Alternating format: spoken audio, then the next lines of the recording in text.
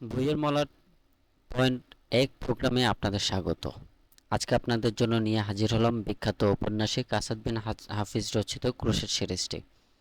এই সিরিজে ঔপন্যাসিক তার লেখনীতে ফুটিয়ে তুলেছেন সালাউদ্দিন আইয়ুবীর দুঃসাহসিক ক্রুশের যুদ্ধের ইতিহাস। এই সিরিজের প্রথম পর্ব দুঃসাহসিক অভিযান। এই পর্বকে 3 ভাগে ভাগ করা হয়েছে। আজ পর্ব এর দ্বিতীয় পর্ব। আশা করছি ভালো লাগবে, আর আপনাদের উৎসাহে সিরিজের পরবর্তী পর্বগুলো দিতে আমাকে শক্তি যোগাবে। তাই লাইক, কমেন্ট ও সাবস্ক্রাইব করতে ভুলবেন না। শুরু করছি ক্রুশের সিরিজের প্রথম অধ্যায় দুঃসাহসিক অভিযানের দ্বিতীয় পর্ব।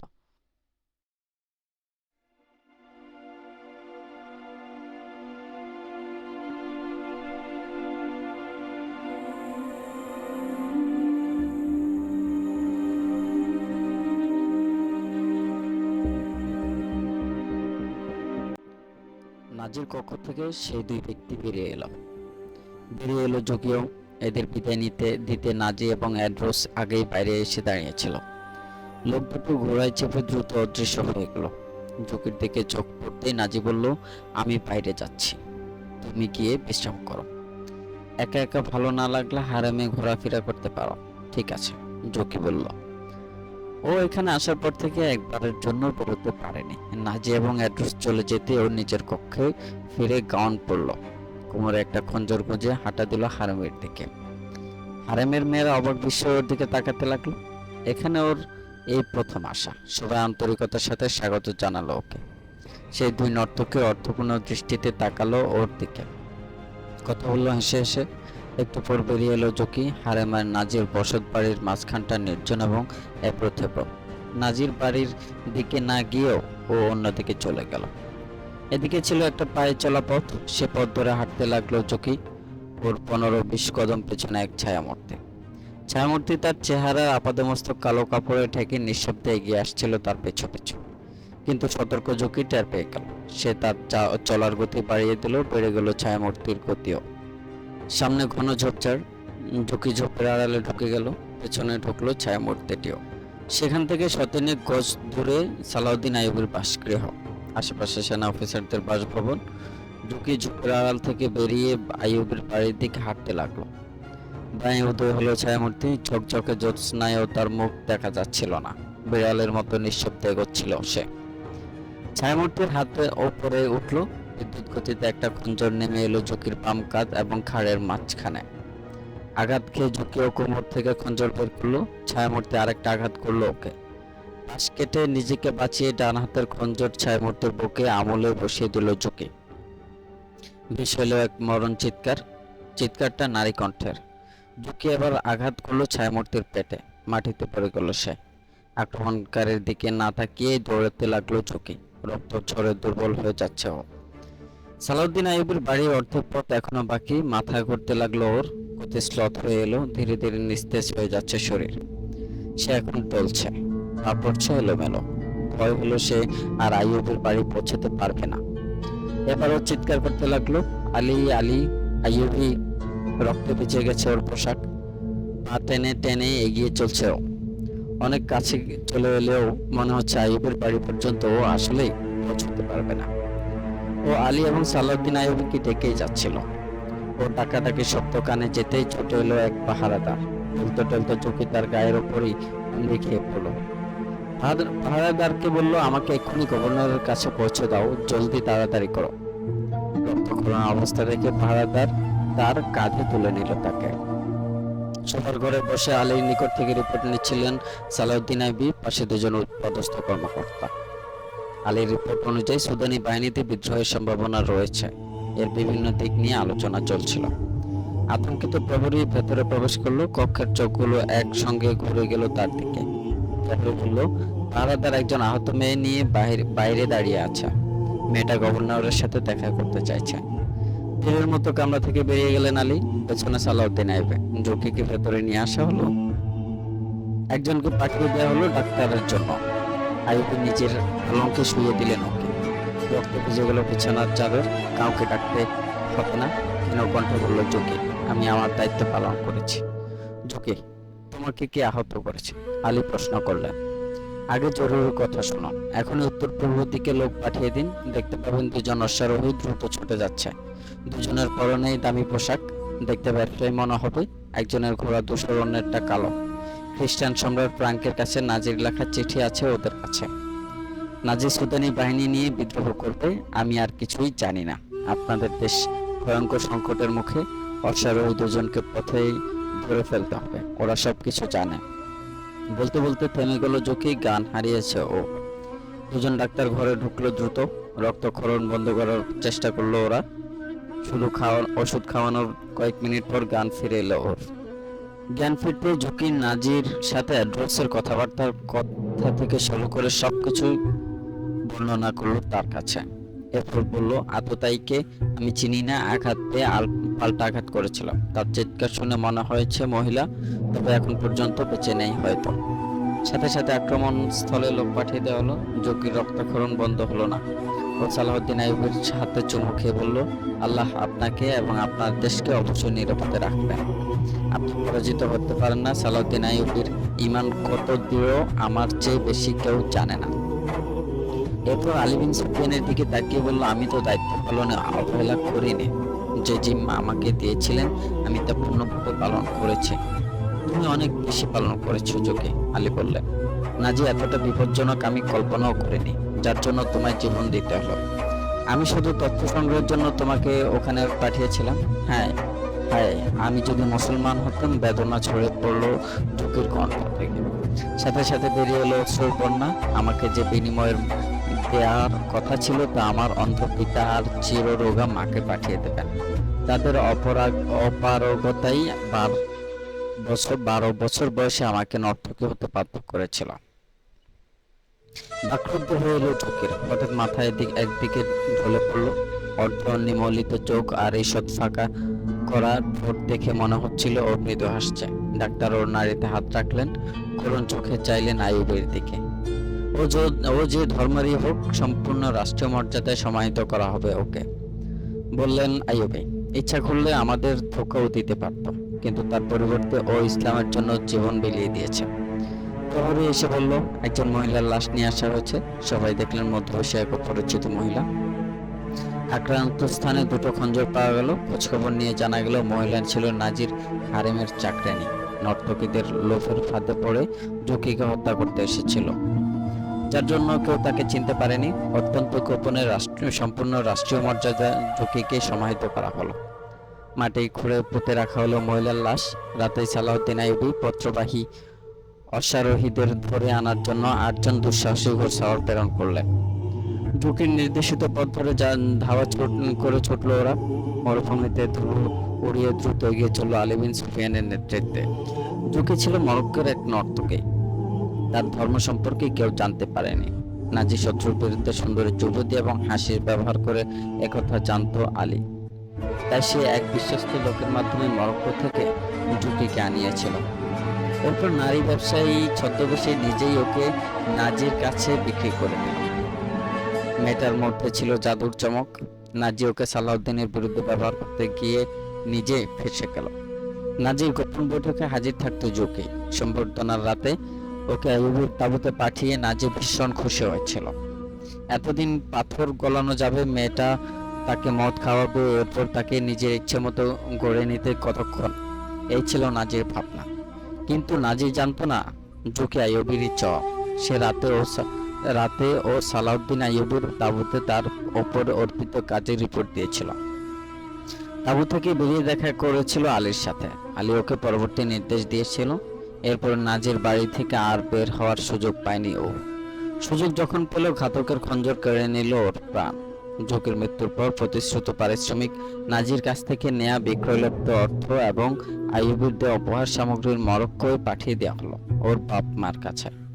মৃত্যুর আতঙ্ক জড়ানো বিষণ্ণ রাতের আধার কেটে গেছে। গা জ্বলা তীব্রতা নিয়ে উকি দিয়েছিল মরুসূর্য। আলী বিন সুফিয়ান তখন জনবসতি থেকে অনেক দূরে, সাথে 8 জন সশস্ত্র অশ্বারোহী যাচ্ছিল উত্তর পূর্ব দিকে।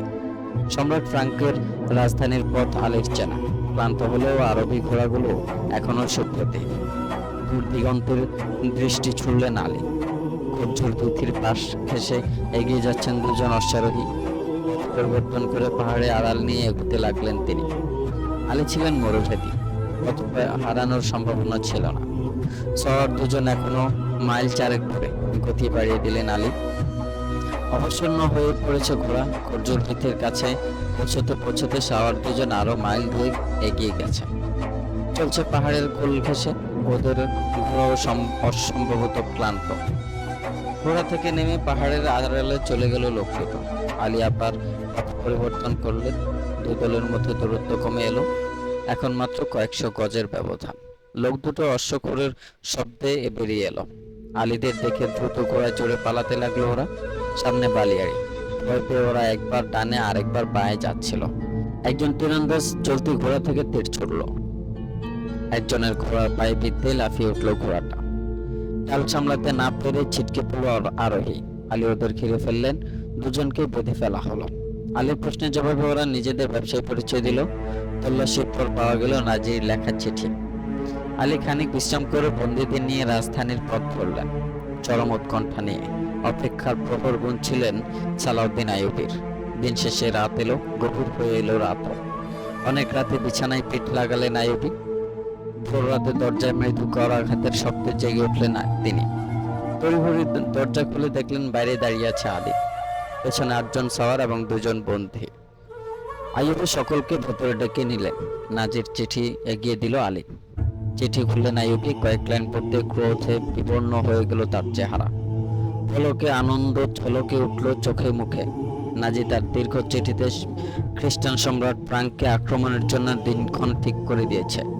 লিখেছে রোম উপসাগরের উপকূলে নৌবহর থেকে খ্রিস্টান সৈন্যরা নেমেই মিশর আক্রমণ করবে। এদিকে বিদ্রোহ করবে 50,000 সুদানি ফৌজ। সালাউদ্দিনের নতুন সৈন্যরা একসঙ্গে 2 ফৌজের মোকাবিলা করতে পারবে না। এর বিনিময়ে নাজি সমগ্র মিশর অথবা মিশরের একাংশ ছেড়ে দেওয়ার প্রস্তাব করেছে। জেলে পাঠিয়ে দেওয়া হলো বন্দী 2 জনকে। নাজি এবং তার সঙ্গীদের নিজস্ব বাসগৃহে নজরবন্দি করা হলো। নাজির হারেমের মেয়েদেরকে ছেড়ে দেওয়া হলো। বাজেয়াপ্ত করা হলো নাজির ব্যক্তিগত সম্পত্তি। এসব কিছুই করা হলো অত্যন্ত গোপনে ও সতর্কতার সাথে। নাজির লিখিত চিঠি 2 জন দূত মারফত শুধু আক্রমণের তারিখ পরিবর্তন করে ফ্রাঙ্কের কাছে পাঠিয়ে দিলেন আইয়ুবী। 2 সেনাবাহিনীর একত্রীকরণ সাময়িকভাবে স্থগিত করে দেওয়া হলো। দূত ফিরে এলো 8 দিন পর। নাজিকে জবাব লিখেছেন ফ্রাঙ্ক। সালাউদ্দিন যেন আক্রমণ প্রতিহত করতে না পারে, এজন্য আক্রমণের 2 দিন আগেই বিদ্রোহ করার পরামর্শ দেওয়া হয়েছে। এই সংবাদ গোপন রাখার স্বার্থে সালাউদ্দিন আইয়ুবীর অনুমতি নিয়ে আলী 2 জন দূতকে সসম্মানে গৃহবন্দী করে রাখলেন। রোম উপসাগরের পাড়ে নির্দিষ্ট স্থানের আশেপাশে আইয়ুবী নিজের সৈন্যদের লুকিয়ে রাখলেন। আক্রমণের এখনো কয়েকদিন বাকি। পত্রের নির্দেশ মতো খ্রিস্টান হামলার পূর্বে নির্দিষ্ট দিনে সুদানি ফৌজ বিদ্রোহ ঘোষণা করলো। শক্তি প্রয়োগ না করে ডিপ্লোমেসি এবং সুন্দর ব্যবহার দিয়ে আইয়ুবী এই বিদ্রোহ দমন করলেন। সেনাপতির অনুপস্থিতি ছিল ওদের ব্যর্থতার অন্যতম কারণ। সুদানি ফৌজ বিদ্রোহ করার 2 দিন পর নির্দিষ্ট তারিখে দেখা গেল খ্রিস্টানদের নৌবহর এগিয়ে আসছে। এর মধ্যে ফ্রান্স, গ্রিস, রোম এবং সিসিলির যুদ্ধ জাহাজ ছিল 150টি। এসব জাহাজের মধ্যে 12টি ছিল খুবই বিশাল। এসব জাহাজ মিশরে অবতরণকারী সৈন্য বহন করছিল। খ্রিস্টানদের এই বাহিনীতে কেবল কমান্ডারই ছিল 1 লাখ। রসদ এবং অস্ত্র বোঝাই নৌকার সংখ্যা ছিল অগণিত। জাহাজগুলি এগিয়ে আসছিল 2 সারিতে। সালাউদ্দিন আইয়ুবী নিজে মিশরের বাহিনীর নেতৃত্ব নিয়ে এগিয়ে গেলেন এর মোকাবিলা করতে। জাহাজ উপকূলের কাছে আসার অপেক্ষায় রইলেন তিনি। সবচেয়ে বড় জাহাজটি কিনারে এলো। হঠাৎ জাহাজ লক্ষ্য করে অগ্নিগোলা নিক্ষেপ করতে লাগলো। কামানের গোলা আগুন ধরে গেল পালে। আড়াল থেকে বেরিয়ে এলো মুসলমানদের যুদ্ধ জাহাজ। ওদের জাহাজগুলো ছিল কাঠের তৈরি। দাও দাও করে জ্বলতে লাগলো সাগর পক্ষে। মনে হচ্ছিল আগুনের লেলিহান শিখা গ্রাস করে নিচ্ছে সমগ্র রোম উপসাগরকে। খ্রিস্টান জাহাজগুলো পালাতে গিয়ে পরস্পরের সাথে সংঘর্ষে আগুন ছড়িয়ে পড়ল। সৈন্যদের অনেকে ঝাঁপিয়ে পড়ল সাগরে। যারা সাঁতরে তীরে ওঠার চেষ্টা করছিল আইয়ুবীর তীরন্দাজদের নিশানা হলো ওরা। ওদিকে নুরুদ্দিন জঙ্গি ফ্রাঙ্ক সম্রাটের রাজধানী আক্রমণ করলেন। মিশরের দিকে এগিয়ে আসা স্থলবাহিনী এই সংবাদ পেয়ে স্বদেশের দিকে ফিরতে চাইছিল। কিন্তু সালাউদ্দিন আইয়ুবীর সাঁড়াশি আক্রমণের ফলে রোম উপসাগরে সলিল সমাধি হলো ওদের। এই যুদ্ধে সম্মিলিত খ্রিস্টান নৌশক্তি নিঃশেষ হয়ে গেল। আগুনে পুড়ে এবং সাগরে ডুবে নিহত হলো অসংখ্য নৌসেনা। কমান্ডার এসমার্ক আত্মসমর্পণ করে সন্ধির প্রস্তাব করলো। প্রচুর অর্থের বিনিময়ে তাকে মুক্তি দেওয়া হলো। গ্রিস এবং সিসিলির কিছু যুদ্ধ জাহাজ বেঁচে গিয়েছিল। আইভি তাদের ফিরে যাওয়ার অনুমতি দিল, কিন্তু হঠাৎ সাগরে ঝড়ের কবলে পড়ে সবকটি জাহাজ নিশ্চিহ্ন হয়ে গেল। 1169 সালের 19শে ডিসেম্বর কর প্রদানের শর্তে খ্রিস্টানরা সন্ধি চুক্তিতে স্বাক্ষর করল। বলল, এই বিজয়ের মূল কৃতিত্ব ছিল গোয়েন্দা সংস্থা। এই ছিল দীর্ঘ রক্তক্ষয়ী ক্রুসেডের প্রথম লড়াই। ইতিহাসের পাতায় খ্রিস্টান ও মুসলমানদের মধ্যে সংঘটিত অসংখ্য রোমহর্ষক ক্রুসেডের যে কাহিনী ছড়িয়ে আছে তা আরো চমকপ্রদ, আরো ঘটনাবহুল। ঐতিহাসিকরা বলেন, এই তো কেবল মাত্র শুরু। সালাউদ্দিন আইয়ুবী ক্রমেই প্রবেশ করলেন জীবনের বিপজ্জনক সব অধ্যায়ে। যেসব অধ্যায় অতিক্রম করে তিনি হয়েছিলেন গাজী সালাউদ্দিন। তার সেই বিপজ্জনক জীবনের পরতে পরতে ছড়িয়ে আছে দ্বন্দ্ব, সংঘাত, সংঘর্ষ এবং রহস্য ও রোমাঞ্চের ভয়াবহ সব জটিল ও কুটিল অধ্যায়। খ্রিস্টানদের সম্মিলিত নৌশক্তি বিধ্বস্ত হয়েছে 7 দিন আগে। উপকূল ছেড়ে যাননি সালাউদ্দিন আইয়ুবী। এখনো সাগর বক্ষে ঢেউয়ের দোলায় দুলছিল একটি পালছেড়া জাহাজ, মল্লাহের নৌকা। জ্বলন্ত জাহাজ থেকে সাগরে ঝাঁপ দিয়ে বাঁচতে চেয়েছে অনেক সৈন্য। ঢেউয়ের সাথে তাল মিলিয়ে ভেসে বেড়ানো জাহাজ এবং নৌকা তল্লাশির জন্য সালাউদ্দিন আইয়ুবী লোক লাগিয়ে দিলেন। অক্ষত নৌকা এবং জাহাজ তীরে নিয়ে আসছিল ওরা। অকেজো জাহাজ থেকে মালপত্র বের করা হচ্ছিল, বেশিরভাগই অস্ত্র এবং খাদ্য সামগ্রী। ঢেউয়ের আঘাতে বেলাভূমিতে আছড়ে পড়ছিল অর্ধদগ্ধ অথবা মাছে খাওয়া লাশ। জাহাজের ভাঙা কাঠ আঁকড়ে সাগরে ভাসছিল কিছু জীবন্ত মানুষ। ঢেউ ওদের তীরে ঠেলে দিচ্ছিল। সমগ্র বেলাভূমিতে পাহারা দিচ্ছিল মুসলিম ফৌজ। আহত খ্রিস্টান সৈন্যদের কুড়িয়ে এনে চিকিৎসা করা হচ্ছিল তাদের। ঘোড়ায় চড়ে উপকূল ঘুরে ঘুরে দেখছিল সুলতান আইয়ুবী। ঘুরতে ঘুরতে ছাউনি থেকে 2 মাইল দূরে চলে এলেন তিনি। সামনে পার্বত্য এলাকা, পাহাড়ের একদিকে সাগর, অন্যদিকে খেজুর, নানা রকম গাছগাছালি এবং লতাগুল্ম দ্বারা ঘেরা প্রান্ত। সালাউদ্দিন আইয়ুবীর সাথে 3 জন সেনাপতি ও 4 জন দেহরক্ষী। ঘোড়া থেকে নেমে পড়লেন তিনি। ঘোড়ার পাক রক্ষীদের হাতে দিয়ে হাঁটতে লাগলেন। সেনাপতি 3 জনও ঘোড়া থেকে নেমে তার সঙ্গ নিল। ওদের একজন বন্ধু বাহাউদ্দিন সাদ্দাত। যুদ্ধের একদিন আগে মাত্র তিনি এখানে এসেছেন। শীত মৌসুমের শান্ত সাগর। হাঁটতে হাঁটতে অনেক দূর চলে গেলেন তিনি। রক্ষীদের দৃষ্টির আড়ালে সামনে পেছনে ছোট ছোট টিলা আর বালিয়াড়ি, বাঁয়ে পাহাড়, ডানে বেলাভূমির দিগন্ত বিস্তৃত বালুকারাশি। 4-5 হাত উঁচু এক বালিয়াড়িতে উঠে দাঁড়ালেন আইয়ুবী। দৃষ্টি ছুড়লেন রোম উপসাগরের নীল জলরাশিতে। মনে হলো সাগরের সব নীল জমা হয়েছে তার চোখে। বিজয়ের আনন্দের চেহারা উদ্ভাসিত। নাক কুঞ্চিত করে বললেন, ভীষণ দুর্গন্ধ। সৈকতে আছড়ে পড়ল সবকটি চোখ। আকাশে ওড়াউড়ি করছে কতগুলো শকুন। ধীরে ধীরে নিচে নেমে গেল ওরা। সুলতান বললেন, ওখানে মরা আছে। টিভি থেকে নেমে 4 জনই সেদিকে এগিয়ে গেলেন। 15-20 গজ দূরে এক ঝাঁক শকুন লাশের মাংস খাচ্ছে। একটা শকুন এক মরার মাথার খুলি নিয়ে আকাশে উড়ল, কিন্তু পাঞ্জা থেকে ছুটে গেল মুন্ডটা, পড়ল এসে সালাউদ্দিন আইয়ুবীর সামনে। তিনি মাথাটার দিকে গভীর চোখে তাকিয়ে রইলেন। মাথাটার খোলা চোখ আইয়ুবীর দিকে তাকিয়ে আছে যেন। সালাউদ্দিনের দিকে দৃষ্টি ফিরিয়ে দিয়ে তিনি বললেন, এই মাথাটা মুসলমানদের মাথা থেকে অনেক ভালো। এই মস্তিষ্কের জোরেই ওরা নারী আর মদে মাতাল করে দিচ্ছে সমগ্র মুসলিম খেলাফত।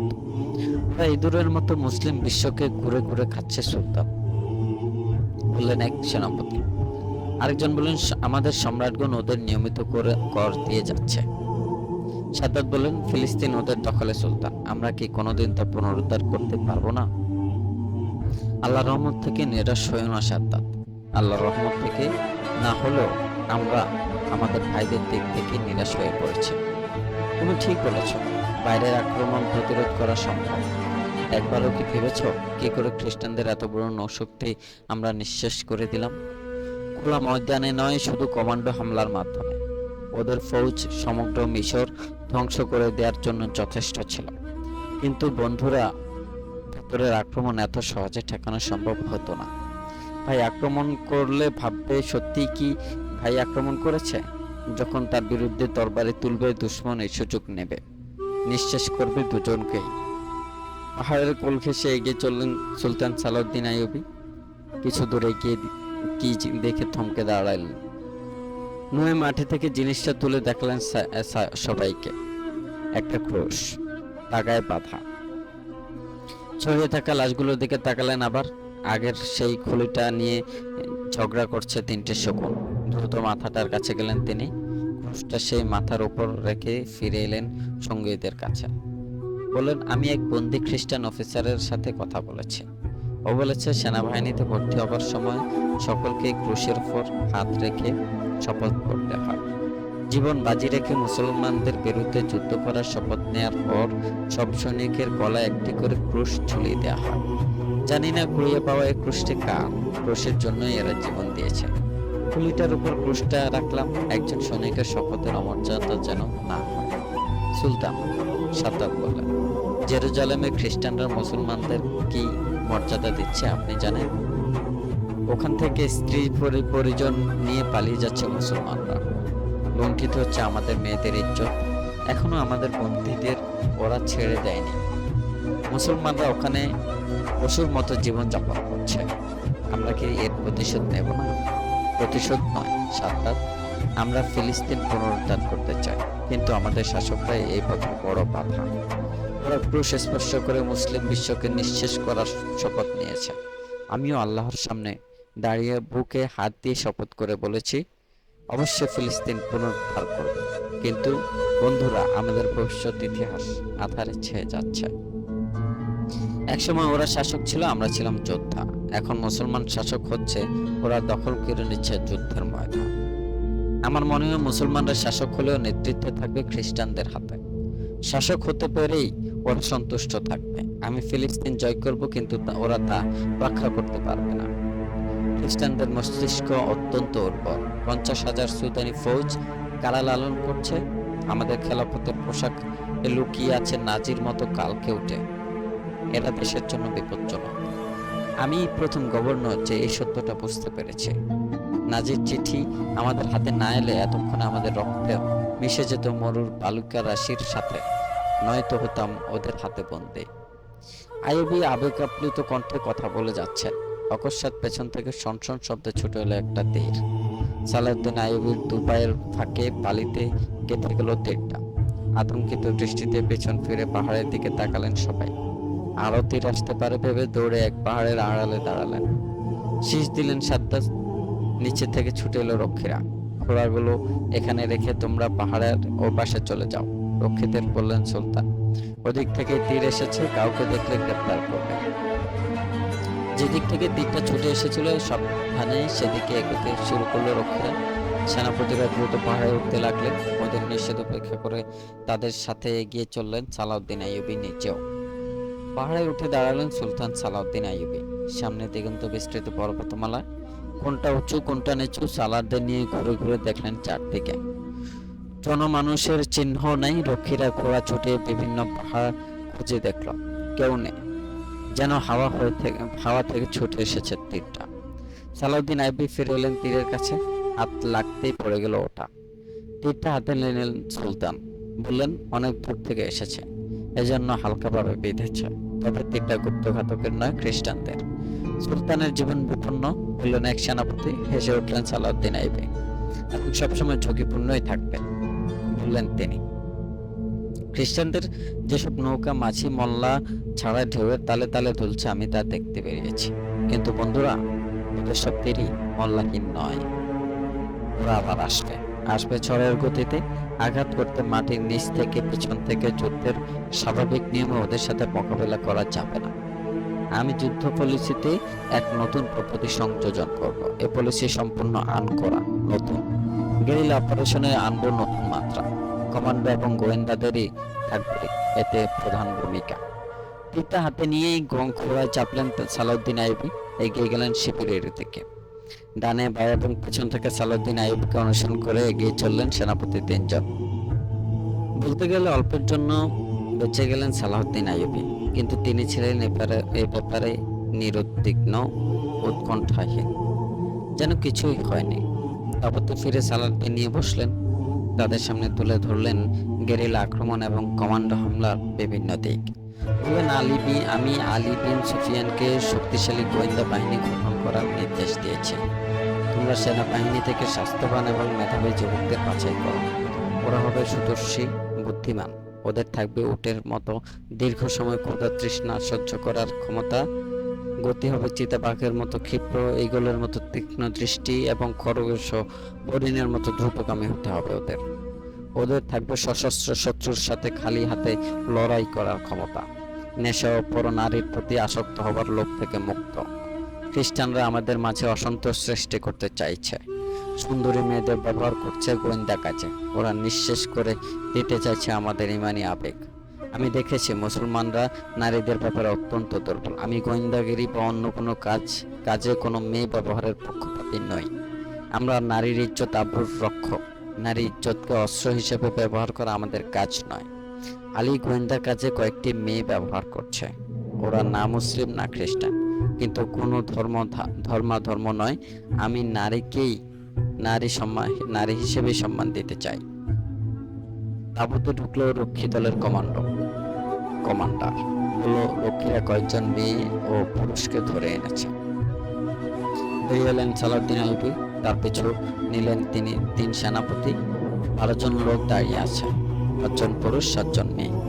মালপত্র দেখে মনে হচ্ছে ব্যবসায়ী। মেয়েগুলো অপূর্ব সুন্দরী। রক্ষীরা বলল তীর নিক্ষেপকারীকে খুঁজতে গিয়ে এদের পাওয়া গেল। 3টি উৎসব একটা তাঁবুতে অপেক্ষা করছিল ওরা। এদের কি তল্লাশি নেওয়া হয়েছে? এক সেনাপতি প্রশ্ন করলেন। জি, ওদের দেহ এবং মালপত্র তল্লাশি নেওয়া হয়েছে। খঞ্জর ছাড়া কোনো অস্ত্র পাওয়া যায়নি। রক্ষীরা 5টি খঞ্জর সুলতান আইয়ুবের সামনে রাখলো। আমরা মরক্কোর ব্যবসায়ী, ওদের একজন বলল, যাবো ইস্কান্দারিয়া পর্যন্ত। 2 দিন আগে আমরা যখন 10 ক্রোশ পেছনে, তখন এই মেয়েগুলো আমাদের কাছে আসে। ভেজা কাপড়, প্রস্ত চেহারা, বলল বাড়ি সিসিলি। এদিকে আসার পথে এক খ্রিস্টান কমান্ডার ওদেরকে উপকূল থেকে ধরে নিয়ে আসে। ওরা আমাদের সাহায্য চাইলো। অসহায় মেয়েগুলোর জন্য মায়া হলো আমাদের। সেই সাথে থেকে ওরা আমাদের সাথে। এদের সম্পর্কে আর কি জানো তুমি? এরা বলেছে এরা গরিব ঘরের সন্তান। জাহাজে এনে অফিসাররা এদের সতীত্ব নষ্ট করেছে। যুদ্ধের সময় গোলার আঘাতে হঠাৎ ওদের জাহাজে আগুন ধরে গেলে সবাই সাগরে ঝাঁপিয়ে পড়তে লাগলো। সাঁতার জানে না বলে এদেরকে একটা ছোট্ট নৌকায় তুলে দিল সৈন্যরা। এরা নৌকা বাইতে জানে না। ঢেউয়ের ধাক্কায় ধাক্কায় একসময় নৌকা কিনারা স্পর্শ করল। আমরা উপকূল থেকে সামান্য দূরে বিশ্রাম করছিলাম। তখনই ওরা আমাদের কাছে আসে। তারপর প্রথমে ভেবে পেলাম না কি করব, ওদের সাথে নেওয়া ঠিক হবে কিনা। পরে অসহায় ভেবে আশ্রয় দিলাম, সাথে নিয়েই এগিয়ে চললাম। পেছনের তাঁবুতে আপনার লোকেরা আমাদের তল্লাশি নিতে লাগলো। কারণ জিজ্ঞাসা করে বলল মিশরের গভর্নর সুলতান আইয়ুবের নির্দেশ। আমরা অনুনয় করলাম, বললাম আমাদেরকে সুলতানের কাছে পৌঁছে দাও। কেন তোমরা সুলতানের কাছে আসতে চাইলে? এই মেয়েগুলোকে আশ্রয় দেওয়ার জন্য সুলতানকে অনুরোধ করো। আমরা ব্যবসায়ী, কোথা থেকে কোথায় যাই তার তো ঠিক নেই। এদের আমরা কতক্ষণ বই বেড়াবো? মেয়েদেরকে জিজ্ঞেস করা হলো। ওরা কথা বলল সিসিলির ভাষায়।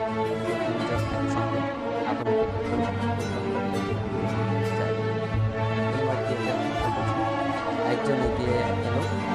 জি, কেবলমাত্র আমিই বুঝি।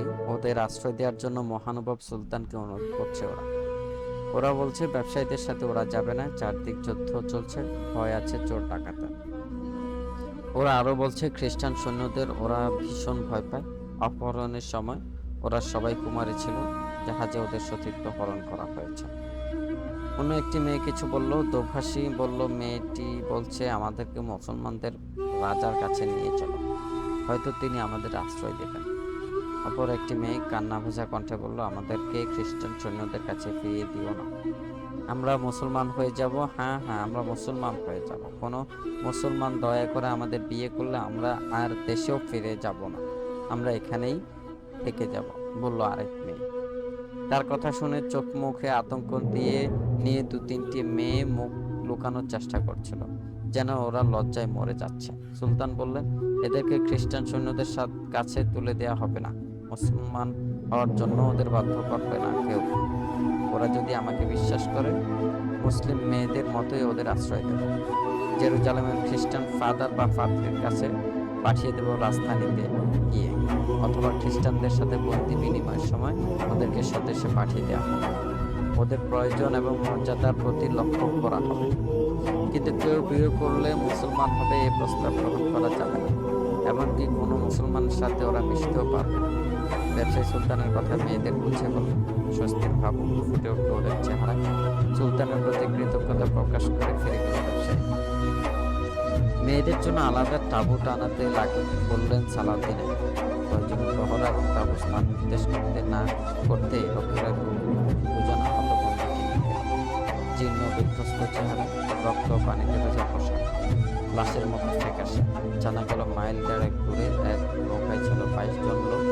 এই 2 জন কোনোভাবে বেঁচে গেছে, বাকি সবাই মারা পড়েছে। কিনারে এসে নৌকা ডুবে গেলে অনেক কষ্টে ফিরে উঠেছে। সালাউদ্দিন আইয়ুবের সামনে ধপাস করে মাটিতে বসে পড়ল ওরা, ব্যথায় কোঁকাচ্ছে।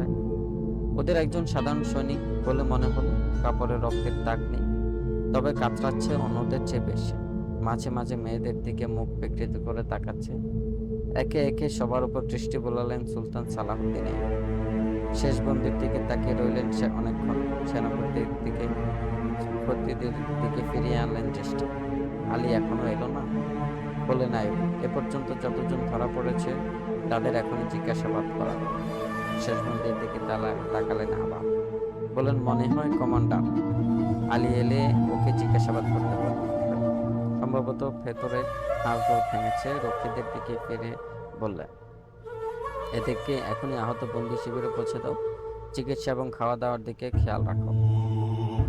বন্দীদের পৌঁছে দেওয়া হলো আহত শিবিরে। মেয়েরা তাকিয়ে রইল ওদের গমন পথের দিকে। সেনা ছাউনি থেকে একটু দূরে মেয়েদের জন্য তাঁবু তৈরি করা হলো। তার একটু দূরে আহত বন্দীদের তাঁবু। মেয়েরা তাদের জন্য যে তাঁবু বানানো হচ্ছিল তার পাশে গিয়ে বসলো। তাকিয়ে রইল আহত বন্দীদের তাঁবুর দিকে। নির্নিমেষ নয়নে ওরা দেখছিল তাঁবু চলে গেল যে যার তাঁবু। সবাই বাইরে সশস্ত্র পাহারা। খাওয়া দাওয়ার পর তাঁবু থেকে বেরিয়ে এলো একটি মেয়ে। তাকাতে লাগলো অন্য তাঁবুর দিকে। ভয়শূন্য স্বাভাবিক দৃষ্টি। সেন্ট্রি তাকালো ওর দিকে। সেন্ট্রির চোখে চোখ রেখে মিষ্টি করে হাসলো মেয়েটা। ইশারায় বোঝালো ওই তাঁবুতে যেতে চায়। মাথা নেড়ে নিষেধ করলো প্রহরী। দূরে কোথাও যাওয়া নিষেধ। 2টো তাঁবুর মাঝে গাছগাছালি, বায়ে ঝোপঝাড় ভরা উঁচু বালিয়াড়ি ও ছোট ছোট পাহাড়। সূর্য ডুবে গেছে, বোরকা পড়া, রাত নেমেছে আধার হয়ে। তাঁবুর ভেতরে কোলাহলের কণ্ঠে আঁকড়ে ধরেছে ক্লান্তি ও ঘুম। মরুভূমির বাতাসে রাতের স্তব্ধতা স্পষ্ট হয়ে উঠেছে। আহতদের করুণ কাতরানি অস্পষ্ট থেকে অস্পষ্টতর হচ্ছে। বাতাসে ভর করে ভেসে আসছে রোম উপসাগরের আন্দোলিত জলরাশি ও ঢেউয়ের মৃদুমন্দ ধ্বনি। প্রহরী এবং আহতরা ছাড়া সবাই ঘুমিয়ে গেছেন। সুলতান সালাউদ্দিন আইয়ুবীর তাঁবুতে আলো জ্বলছে। রক্ষীরা টহল দিচ্ছেন তাঁবুর বাইরে। তাঁবুর ভেতর সেনাপতি 3 জনকে নিয়ে বসে আছেন সালাউদ্দিন আইয়ুব, চেহারায় উদ্বিগ্ন। আলী এখনো এলো না? আইয়ুবের কণ্ঠে স্পষ্ট উদ্বেগ। এখানে বিদ্রোহের সম্ভাবনা ছিল বলে আলীকে রেখে এসেছিলাম। তার খোঁজ নিতে যাকে পাঠিয়েছিলাম সেও তো এখনো ফিরে এলো না। কোনো সমস্যা হলে এতক্ষণে নিশ্চয় সংবাদ পেতাম। হয়তো ওখানকার পরিস্থিতি স্বাভাবিক, বলল এক সেনাপতি। আমরা তো তাই কামনা করি, কিন্তু 50,000 বিদ্রোহী সৈন্যকে সামলানো সহজ ব্যাপার নয়। ওখানে আমাদের মাত্র 1,500 ঘোড়সাওয়ার এবং 2,700 পদাতিক সৈন্য রয়েছে। এদের তুলনায় সুলতানি ফৌজ কেবল সংখ্যায় বিপুল নয়, অভিজ্ঞতা এবং সমরাস্ত্রেও ওরাই শক্তিশালী। নাজি এবং তার সাঙ্গপাঙ্গদের দমন করার পর ওখানে প্রকাশ্যে কেউ বিদ্রোহ করবে বলে মনে হয়। নেতৃত্ব ছাড়া বিদ্রোহ সম্ভব নয়, বলল এক সেনাপতি। তবুও আমাদের পদক্ষেপ নেওয়া উচিত। এই পরিস্থিতিতে কি করা যায় দ্রুত সিদ্ধান্ত নেওয়া দরকার। ছাউনিতে নিশুতি রাতের ভুতুড়ে নীরবতা, কিন্তু মেয়ে ছাত্রীর চোখে ঘুম নেই। পর্দা তুলে তাঁবুর ভেতরে উকি দিল প্রহরী। প্রহরীর পদশব্দে ঘুমের ভান করে পড়ে রইল মেয়েগুলো। তাঁবুর ভেতরে প্রদীপের আলো গুনে দেখল প্রহরী 7 জন। পর্দা ছেড়ে সরে এলো সে। প্রকৃতির সবকিছু নীরব, নিস্তব্ধ, সবকিছু সুস্থ স্বাভাবিক। একটানা একে টহল দিয়ে বেড়াচ্ছে প্রহরী। একটু জিরিয়ে নেওয়ার জন্য তাঁবুর এক পাশে হেলান দিয়ে বসলো প্রহরী। তাঁবু ঘেঁষে শুয়েছিল যে মেয়েটি, সে তার পাশের জনের কানে কানে বলল বসে পড়েছে। এক কান দোকান করে 7 জনের কাছে পৌঁছল খবরটা। দরজার কাছে শুয়েছিল যে মেয়েটা, সে একবার উঠে বসলো। নিজের বিছানায় কম্বল ভাঁজ করে বিছিয়ে তার ওপর চাদর চড়িয়ে দিল। এরপর সন্তর্পণে বেরিয়ে এলো তাঁবু থেকে। প্রহরী জানতো এই তাঁবুতে কয়েকজন অসহায় মেয়ে আছে মাত্র, যাদেরকে সাগর থেকে কুড়িয়ে এনে আশ্রয় দেওয়া হয়েছে। এদের কাছ থেকে কোনো বিপদের সম্ভাবনা নেই ভেবে বসে বসে ঝুমতে লাগলো সে। দুপুরের দিকে মেয়েটা বেরিয়ে এলো তাঁবুর বাইরে, সতর্ক পায়ে এগিয়ে গেল টিলার দিকে। টিলার কাছে পৌঁছতে আহত বন্দীদের তাঁবুর দিকে হাঁটা দিল। গাছের ফাঁকে ফাঁকে এগিয়ে যাচ্ছিল। প্রহরীটি এখন বেশ দূরে, ওকে আর দেখে ফেলার ভয় নেই। তাঁবুর কাছাকাছি পৌঁছে একটা ঝোপের আড়ালে বসে এদিক ওদিক ভালো করে তাকিয়ে দেখে। গভীর সাবধানী দৃষ্টি দেখলো এখানকার প্রহরী তখনও টহল দিচ্ছে। কালো একটা সচল ছায়া চক্কর দিয়ে বেড়াচ্ছে তাঁবুর চারদিকে। সে সচল ছায়ায় ওপর আটকে রইল মেয়েটার চোখ, এখনো 2 সেন্টির মাঝখানে মাটিতে শুয়ে আছে। প্রহরীটি হাঁটতে হাঁটতে সরে গেল তাঁবুর ওপাশে। ও হামাগুড়ি দিয়ে পৌঁছলো তাঁবুর কাছে। অন্ধকারে পর্দা একটু ফাঁক করে ঢুকে গেল তাঁবুর ভেতরে। ভেতরে ঘুটঘুটে অন্ধকার, যন্ত্রণায় আহতদের অনেকেই ঘুমোতে পারছে না, ব্যথায় কাতরাচ্ছে কেউ কেউ। পর্দা ফাঁক করে কেউ একজন ভেতরে প্রবেশ করছে দেখে পাশের জন ক্ষীণ কণ্ঠে বলল, কে? রবিন কোথায়? ঠোঁটে আঙুল রেখে ফিসফিসিয়ে বলল মেয়েটা। এদিক থেকে তৃতীয়। মেয়েটা হাতড়ে তৃতীয় ব্যক্তির পায়ে স্পর্শ করলো। কে? বলল সে। আমি মুভি। উঠে বসলো রবিন। হাত বাড়িয়ে মুভিকে বিছানায় টেনে নিল, শুয়ে দিল নিজের পাশে।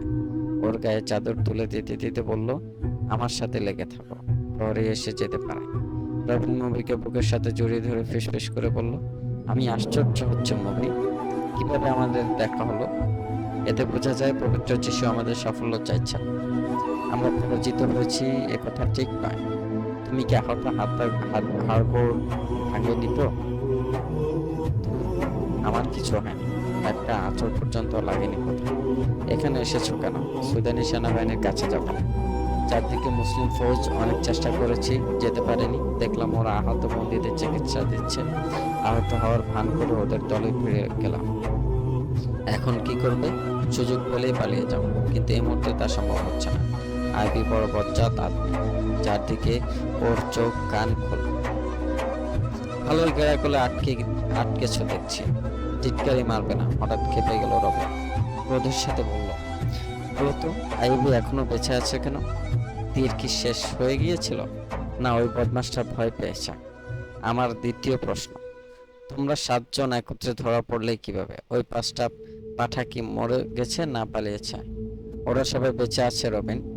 তুমি তো বললে যিশু আমাদের বিজয় চাইছেন। আমি বলছি ঈশ্বর আমাদের কোনো পাপের শাস্তি দিচ্ছেন। আইয়ুব বেঁচে আছে কারণ তীর তার গায়ে লাগেনি। তীর বিঁধেছে তার দুপায়ের ফাঁকে মাটিতে। কোনো মেয়ে তীর ছুঁড়েছিল? রবিন কণ্ঠে ঝাঁঝ। খ্রিস্টোফার কোথায় ছিল? ওই তীর ছুঁড়েছে, কিন্তু খ্রিস্টোফারের তীর লাগেনি। রবিনের কণ্ঠে বিস্ময়। লক্ষ্যভেদের জন্য সম্রাট অগাস্টাস নিজের দরবারে দিয়ে তাকে পুরস্কৃত করেছে। এখানে এসে সে 6 ফুট দীর্ঘ, তার 3 ফিট চওড়া সালাউদ্দিনের গায়ে ও তীর লাগাতে পারলো না। তীর ছোড়ার সময় ভয়ে হারামিটার হাত কাঁপছিল নাকি? গুরুত্ব ছিল বেশি। ক্রিস্টোফার বলছে তীর ছোড়ার সময় বাম চোখ একটা মাছি এসে বসাই লক্ষ্য স্থির থাকায়। তারপর কি হলো? যা হবার তাই। সালাউদ্দিনের সাথে ছিল 3 জন সেনাপতি এবং 4 জন দেহরক্ষী। ওরা চারদিকে ছড়িয়ে পড়লো। ভাগ্য ভালো, পাহাড়ি এলাকায় বলে বেঁচে গেছি। তীর বালির নিচে লুকিয়ে ফেলেছিলাম। সেপাহীরা চলে এলে ক্রিস্টোফার বলল, আমরা 5 জন মরক্কোর ব্যবসায়ী এই মেয়েদেরকে সাগর থেকে উদ্ধার করেছি। আমাদের মালপত্র তল্লাশি নেওয়া হলো। ব্যবসায়িক সামানাদি ছাড়া কিছুই পাওয়া গেল না। আমাদেরকে আইয়ুবের সামনে নেওয়া হলো। বুঝলাম আমরা সিসিলির ভাষা ছাড়া কিছুই জানি না। দুপাশের কাজ করলো ক্রিস্টোফার। মুভি পুরো ঘটনা শোনালো রবিনকে। ব্যবসায়ী রূপী 5 ব্যক্তি এবং 7টি মেয়ে ছিল খ্রিস্টানদের বিশেষ প্রশিক্ষণপ্রাপ্ত গুপ্তচর। গোয়েন্দা কাজ ছাড়াও মেয়েদের দায়িত্ব ছিল মুসলিম সেনাপতি, কমান্ডার এবং দায়িত্বপূর্ণ লোকদের ফাঁসানো। রবিন এই গ্রুপের কমান্ডার। তুমি আইয়ুবকে রূপের জালে জড়াতে পারবে না মুভি। কেবল তো প্রথম রাত, আমাদেরকে আরো অপেক্ষা করতে হবে, বুঝতে হবে কোন পথে এগোনো যায়। আমাদের ব্যাপারে সে যে সিদ্ধান্ত দিয়েছে তা যদি তার মনের কথা হয় তবে বুঝতে হবে সে মানুষ না, পাথর। সে জানে আমরা অসহায়, চাইলেই সে আমাদের পেতে পারে, অথচ একজনকেও সে তার তাঁবুতে ডাকেনি। তাকে হত্যা করাও সহজ নয়। সবসময় সে থাকে সেনাপতি আর রক্ষে পরিবেষ্টিত হয়ে, মাথার উপর দাঁড়িয়ে থাকে সশস্ত্র প্রহরী। শুনেছি ওই পাজিটা নাকি মদও স্পর্শ করে না। তোমাদের সঙ্গী 5 জন এখন কোথায়? ওরা কাছেই আছে। ওদের নিয়ে তুমি ভেবো না, ওরা ওখানেই থাকবে। মুভি, পরাজয় আমাকে পাগল করে দিয়েছে। এর জন্য আমিই দায়ী। সকল সৈনিক ক্রুশ হাতে নিয়ে শপথ করে, কিন্তু আমার আর তাদের শপথে আসমান জমিন ফারাক ছিল। পেছন থেকে আক্রমণ করে আমরা অর্ধেক বিজয় ছিনিয়ে আনি, কিন্তু আমরা কেউই আমাদের দায়িত্ব পালন করিনি। গলায় ঝোলানো ক্রুশ হাতে নিয়ে রবিন বলল, এই ক্রুশ আমার কাছে জবাব চাইছে। একে আমি বুকে থেকে সরাতে পারি না। নিজের ক্রুশ ছেড়ে রবিন মুভির জামার ভেতরে হাত ঢুকিয়ে দিল। ওর বুকের সাথে সেঁটে থাকা ক্রুশ বের করে বলল, তুমি তোমার পিতা মাতাকে ধোঁকা দিতে পারো, কিন্তু এই পবিত্র ক্রুশের সাথে প্রতারণা করতে পারো। ঈশ্বর তোমার ক্লিওপেট্রার চেয়ে বেশি রূপ দিয়েছেন।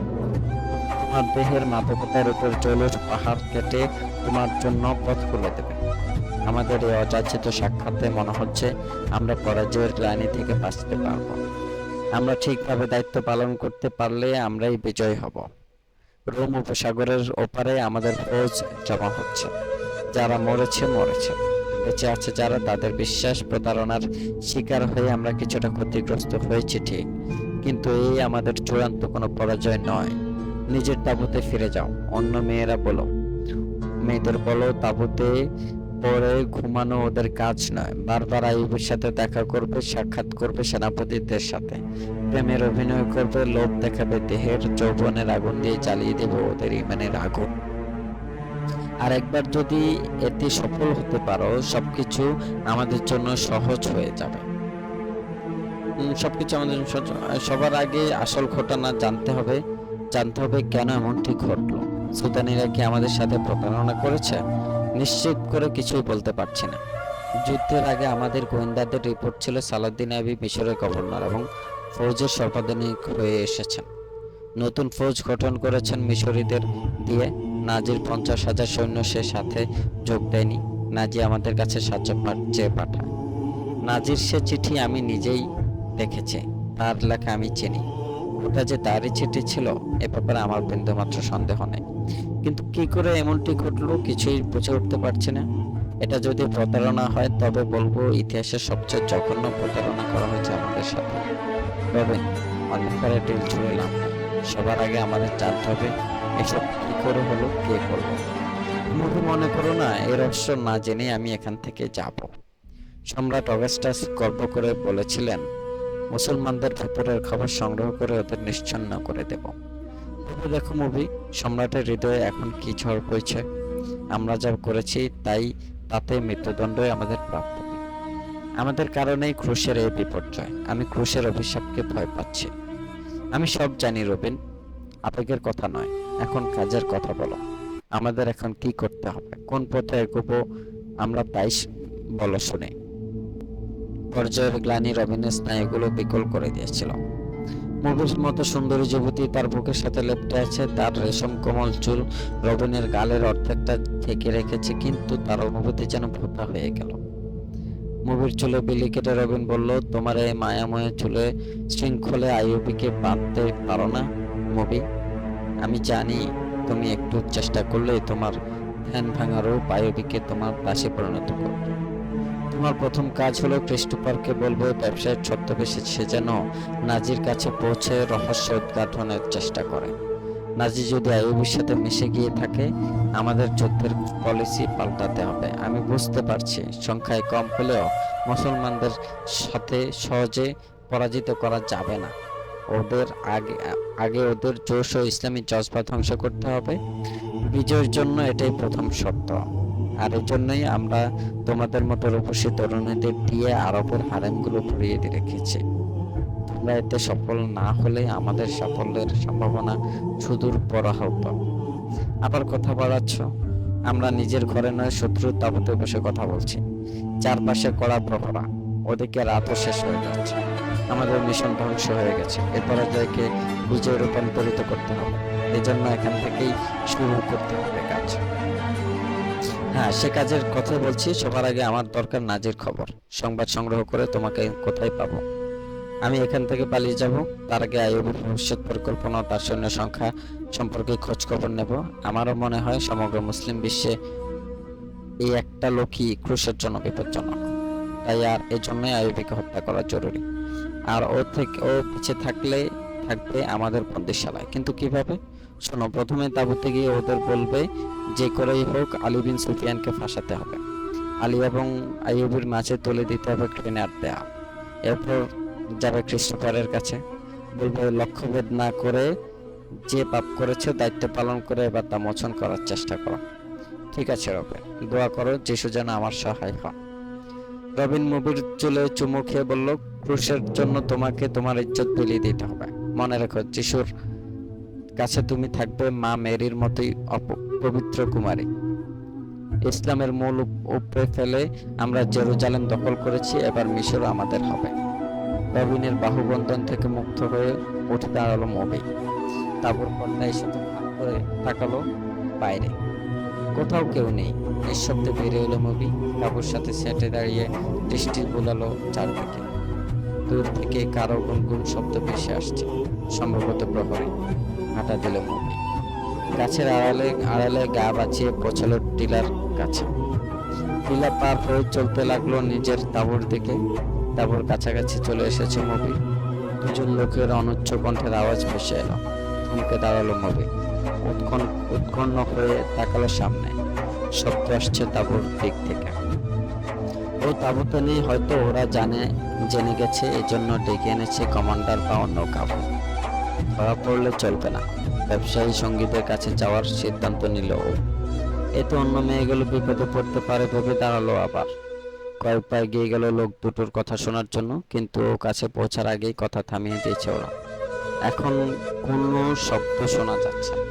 এক পা দুই পা করে হাঁটছে ও। হঠাৎ পায়ে শব্দ হলো। চমকে দেখি সেদিকে তাকালো মুভি। গাছের একটা ছায়া ছাড়া আর কিছুই দেখা যাচ্ছে না। ও টিলার কাছে ফিরে এলো, উঠে দাঁড়ালো টিলার উপর। সাগর পাড়ে জ্যোৎস্না ধোয়া রাত। এখন ওকে দূর থেকেও দেখা যাচ্ছে। ডিউটি পরিবর্তনের সময় এসেছে। প্রহরীদের অবস্থা দেখার জন্য বেরিয়ে গেলেন কমান্ডার। টিলার ওপর একটা ছায়া দেখতে গেলেন। দাঁড়িয়ে পড়লেন কমান্ডার। ছায়াটা তার দিকে মুখ করে দাঁড়িয়ে আছে। হাতে সামনে আসার চুল ঠিক করল। এর গঠনে মেয়ে মনে হচ্ছে। কমান্ডার অপেক্ষা করছে।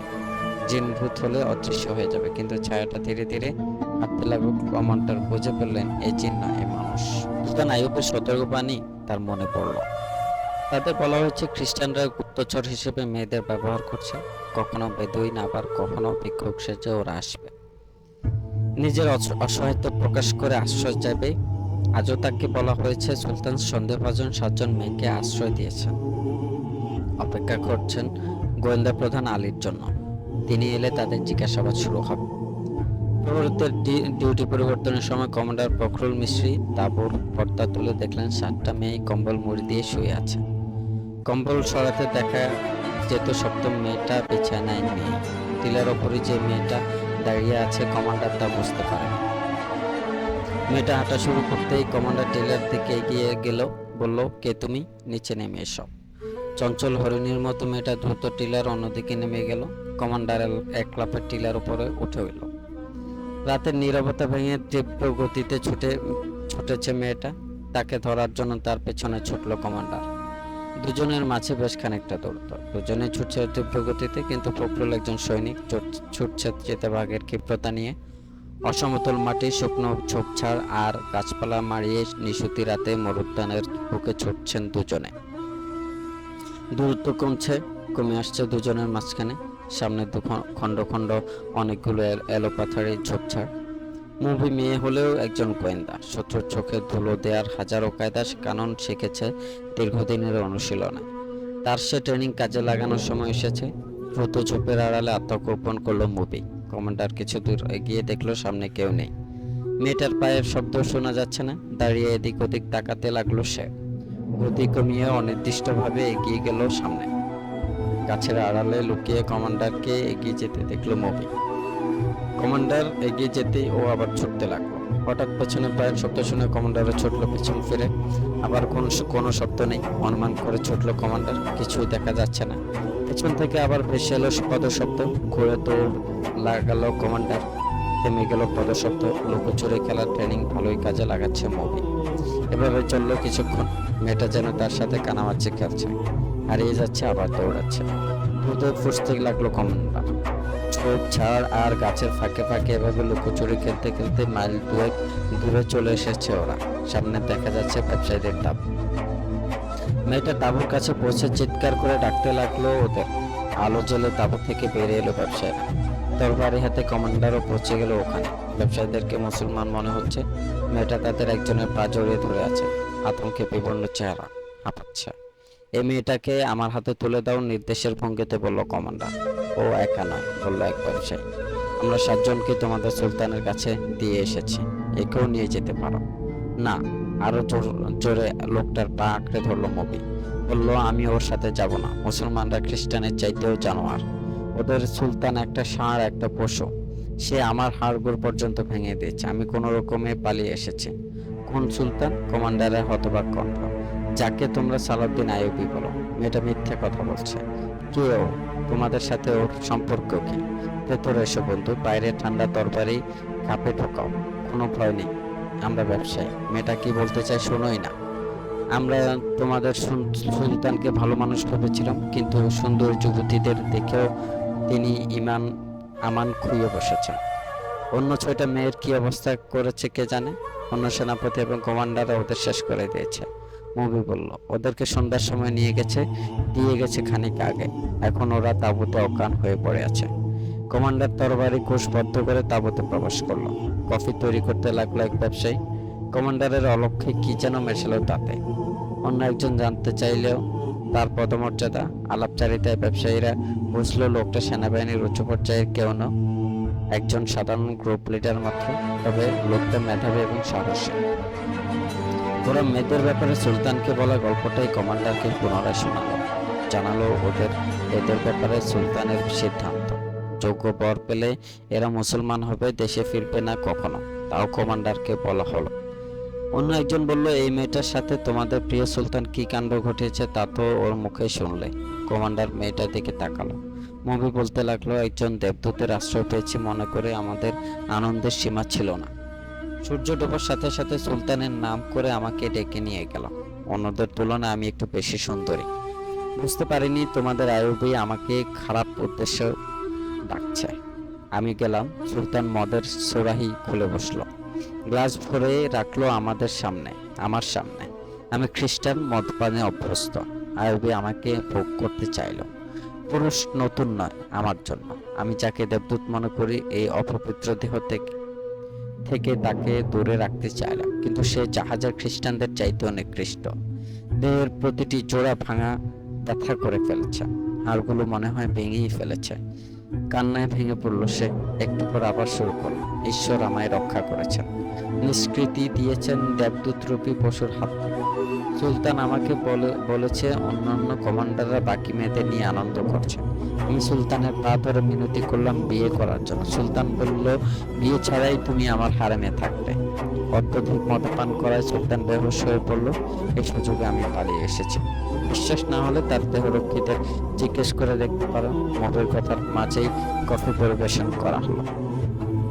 কফির মধ্যে হাসিস মেশানো ছিল, জানতো না কমান্ডার। কফি পান করলো কমান্ডার। হাসিসের ক্রিয়া শুরু হলো মগজে। মেজাজের ভারসাম্য হারিয়ে অট্টহাসি দিয়ে বলল, আমাদের জন্য নির্দেশ মদ এবং নারী থেকে দূরে থাক। নিজে মেয়ে মানুষ নিয়ে ফুর্তি করছে আর মদ পান করছে। হা হা হা। হাসিসের প্রভাবে ও বুঝতেই পারলো না মেয়েটা নির্জলা মিথ্যে বলছে ওর সাথে। কল্পনায় এখন সে নিজেই সম্রাট। মবির চেহারায় মশালের আলো, চুলে কালো আর সোনালী রঙের মিশেল। যৌবন উপচে পড়ছে অপরূপা অঙ্গ থেকে। চোখে নেশা ধরানো দীপ্তি। কমান্ডারের মনে হলো পৃথিবীর সবচেয়ে রূপবতী নারীটি বসে আছে তার সামনে।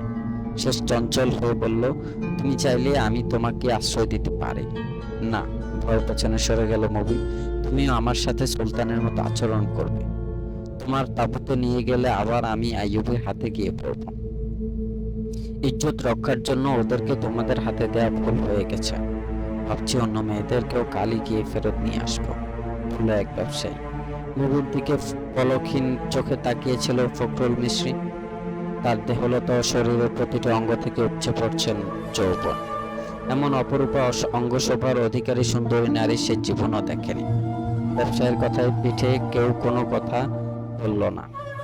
তাঁবুতে নেমে এলো নীরবতা। চুপচাপ কেটে গেল কিছু সময়। নীরবতা ভাঙলো ক্রিস্টোফার। বলল, তুমি আরবি না মিশরে? মিশরে।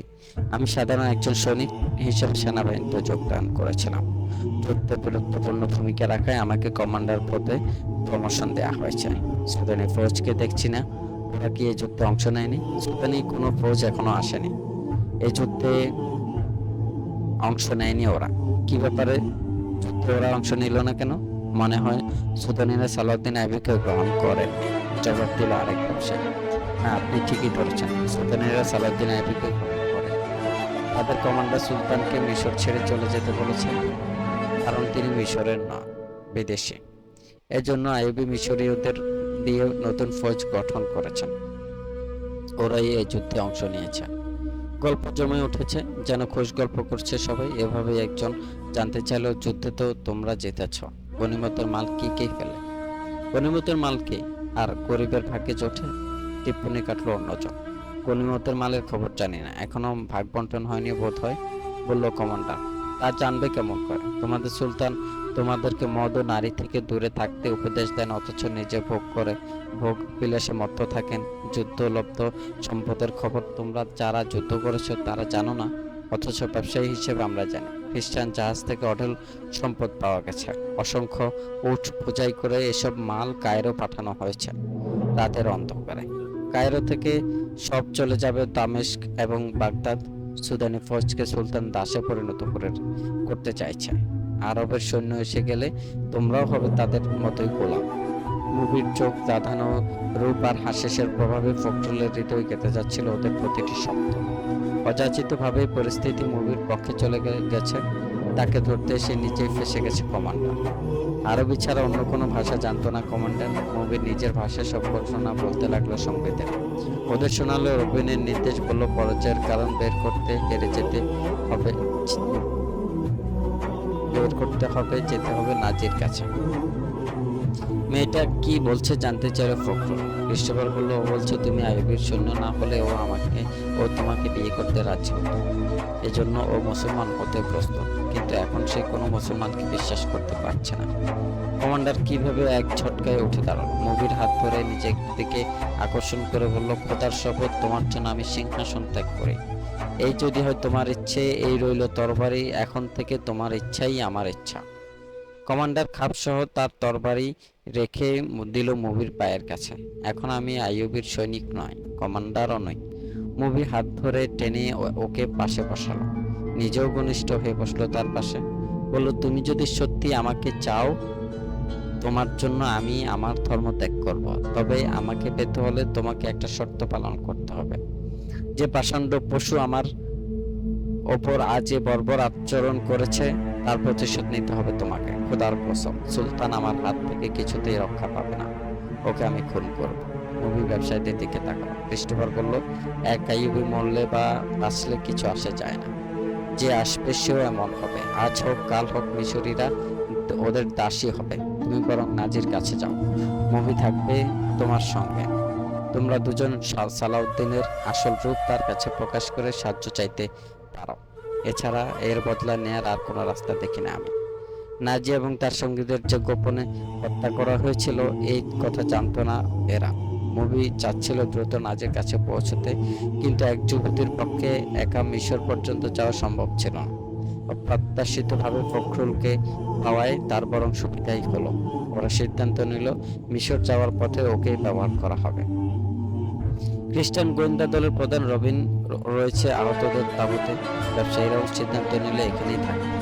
আইয়ুবীকে ছোড়া তীর একবার ফসকে গেলে আবার চেষ্টা করবে ওরা। মুভির উপর ফাঁদে জড়িয়ে পড়েছে ফখরুল। আশিস তাকে বিবেক শূন্য করে দিয়েছে।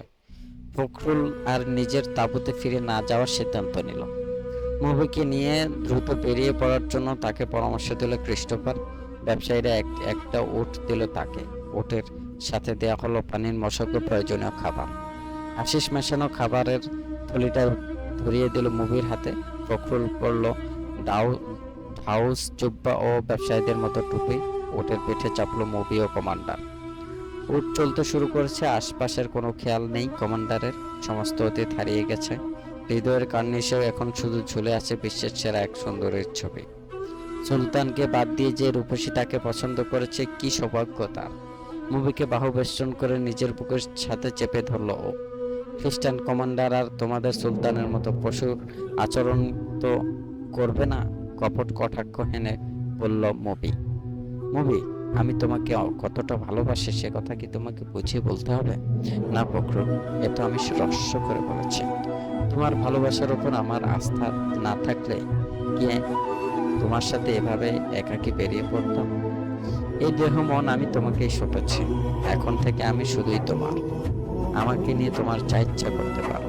তবে আইয়ুবের পশুত্ব বলতে পারছি না বলে ওভাবে বলেছি তোমায়। ধৈর্যহীনদের আমি ঘৃণা করি, যেমন ঘৃণা করি তোমাদের সুলতানকে। তার মানে তুমি আমাকে ধৈর্যহীন বলতে চাচ্ছ? দেখো মুভি, তুমি চাইলে আমি উঠ থেকে নেমে যাব। মুভিকে বাহুবন্ধন থেকে ছেড়ে দিল ফখরুল। ছি, কি বলছো তুমি? তোমাকে আমার ভালো লেগেছে বলেই তো তোমার জন্য আমার ধর্ম পর্যন্ত ত্যাগ করছি। ইচ্ছে করলে আমি ব্যবসায়ীদের কাছেও তো তোমাকে থাকতে পারতাম। মুভির আগে আবেগপূর্ণ কথায় আরো দুর্বল হয়ে পড়লো কমান্ডার। গল্প সময় পেরিয়ে যাচ্ছে, এগিয়ে যাচ্ছে ওরা। সাধারণভাবে চললে ওদের 5 দিনের পথ অতিক্রম করতে হবে, কিন্তু ফখরুল এক পালিয়ে আসা সৈনিক, মুভিও পালিয়ে এসেছে মুসলিম তাঁবু থেকে। তাই সাধারণ পথ ছেড়ে দুর্গম পথে এগিয়ে চলল ওরা। গভীর হয়ে এলো রাত, খুবই ভারী হয়ে এলো মুভির চোখ। ফখরুলের বুকে মাথা রেখে ঘুমিয়ে পড়ল। আকাশের অগণিত তারার সাথে জেগে রইল এক পলাতক সৈনিক। উঠ এগিয়ে চলছে মিশরের দিকে। সবেমাত্র ফজরের নামাজ শেষ করে সালাউদ্দিন আইয়ুবী প্রহরী তাঁবুতে প্রবেশ করে জানালো আলী বিন সুফিয়ান এসেছেন। তাঁবু থেকে দ্রুত বেরিয়ে এলেন সালাউদ্দিন। আলীর সালামের জবাব দিয়ে জিজ্ঞেস করলেন, ওদের কি খবর? এখন পর্যন্ত স্বাভাবিক, তবে ওদের উৎকণ্ঠা দিনকে দিন বৃদ্ধি পাচ্ছে। আমাদের গোয়েন্দারা বলছে নেতৃত্ব দেওয়ার মতো কোনো কমান্ডার এগিয়ে এলে ওরা বিদ্রোহ করবে। কথা বলতে বলতে দুজন তাঁবুতে প্রবেশ করলেন। নাজি এবং তার সঙ্গীদের আমরা শেষ করেছি, কিন্তু সুদানীদের ভেতর মিশরীয়দের বিরুদ্ধে যে বিষ ছড়িয়ে দেওয়া হয়েছে তার প্রভাব এখনো কমেনি। সেনাপতির অন্তর্ধান তাদের উৎকণ্ঠার বড় কারণ। আমাদের গোয়েন্দারা প্রচার করেছে যে নাজি যুদ্ধের ময়দানে। আমার মনে হয় ওরা এই কথা বিশ্বাস করছে না।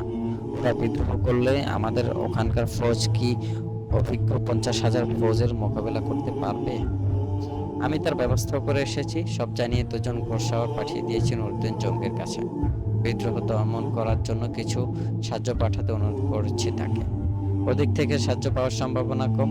গত পরশু দূত মারফত জেনেছি জঙ্গি সম্রাট ফ্রাঙ্কফুর্ট এলাকায় আক্রমণ করেছে। খ্রিস্টানদের বিশাল এক বাহিনী মিশরের দিকে আসছিল। আক্রান্ত হয়ে পেছনে সরে গেছে ওরা। জঙ্গি কিছু এলাকাও দখল করেছেন। কিন্তু একটা সংবাদে আমি দারুণ উদ্বেগ। ওরা আবার হামলা করেছে। ওদের আক্রমণে আমি ভীত নই। আমার উদ্বেগের কারণ হলো শত্রুকে যারা বাধা দেবে তারা মদের পিয়ালায় আকণ্ঠ ডুবে আছে। ইসলামের রক্ষকরা হারেমে বন্দী। যুবতী নারীর মোহনীয় চুল ওদের পায়ে শৃঙ্খল পরিয়ে রেখেছে। হায়, আমার চাচা শেরকো আজ যদি বেঁচে থাকতেন, তিনি আমাকে যুদ্ধের ময়দানে এনেছিল। সামান্য সৈন্য নিয়েই ঝাঁপিয়ে পড়েছেন শত্রুর উপর। কিন্তু মুসলিম নামধারী বেঈমানের দল শত্রুর সাথে মিশে গিয়েছিল। তার সামনে তৈরি করেছিল দুর্লঙ্ঘ প্রাচীর। তবু চাচা সাহস হারাননি। তুমি তো তার সব ইতিহাসই জানো। আমার সবকিছু মনে আছে সুলতান। সেসব যুদ্ধ এবং রক্ত ঝরার পর আশা করেছিলাম মিশর আবার সোজা পথে আসবে, কিন্তু এক গাদ্দারের মৃত্যু হলে এগিয়ে আছে অন্য গাদ্দার। আসলে গাদ্দার দুর্বল খেলাফতের সৃষ্টি। ফাতেমি খেলাফত হারেমের বিলাসে হারিয়ে না গেলে খ্রিস্টানদের সাথে আপনার যুদ্ধ এখানে নয়, ইউরোপে হতো। আমাদের বন্ধুরাই আমাদেরকে বাইরে যেতে দিচ্ছে না। শাসক যখন ভোগ বিলাসের মধ্য থাকে, প্রজারা তখন সিংহাসনের স্বপ্ন দেখে। সাহায্য চায় শত্রুর কাছে। ক্ষমতার লোভ তাদের স্ত্রী কন্যার ইজ্জত আবরুর কথাও ভুলিয়ে দেয়। এদের আমি ভীষণ ভয় করি আলী। ইসলাম নিশ্চিহ্ন হলে এসব নামধারী মুসলমানের হাতেই হবে। আমাদের ইতিহাস এখন বিশ্বাসঘাতকের ইতিহাস, ষড়যন্ত্রের ইতিহাস। আমার মন বলছে এমন এক সময় আসবে যখন মানুষ নামে থাকবে মুসলমান, কিন্তু চিন্তা করবে শত্রুর মস্তিষ্ক দিয়ে।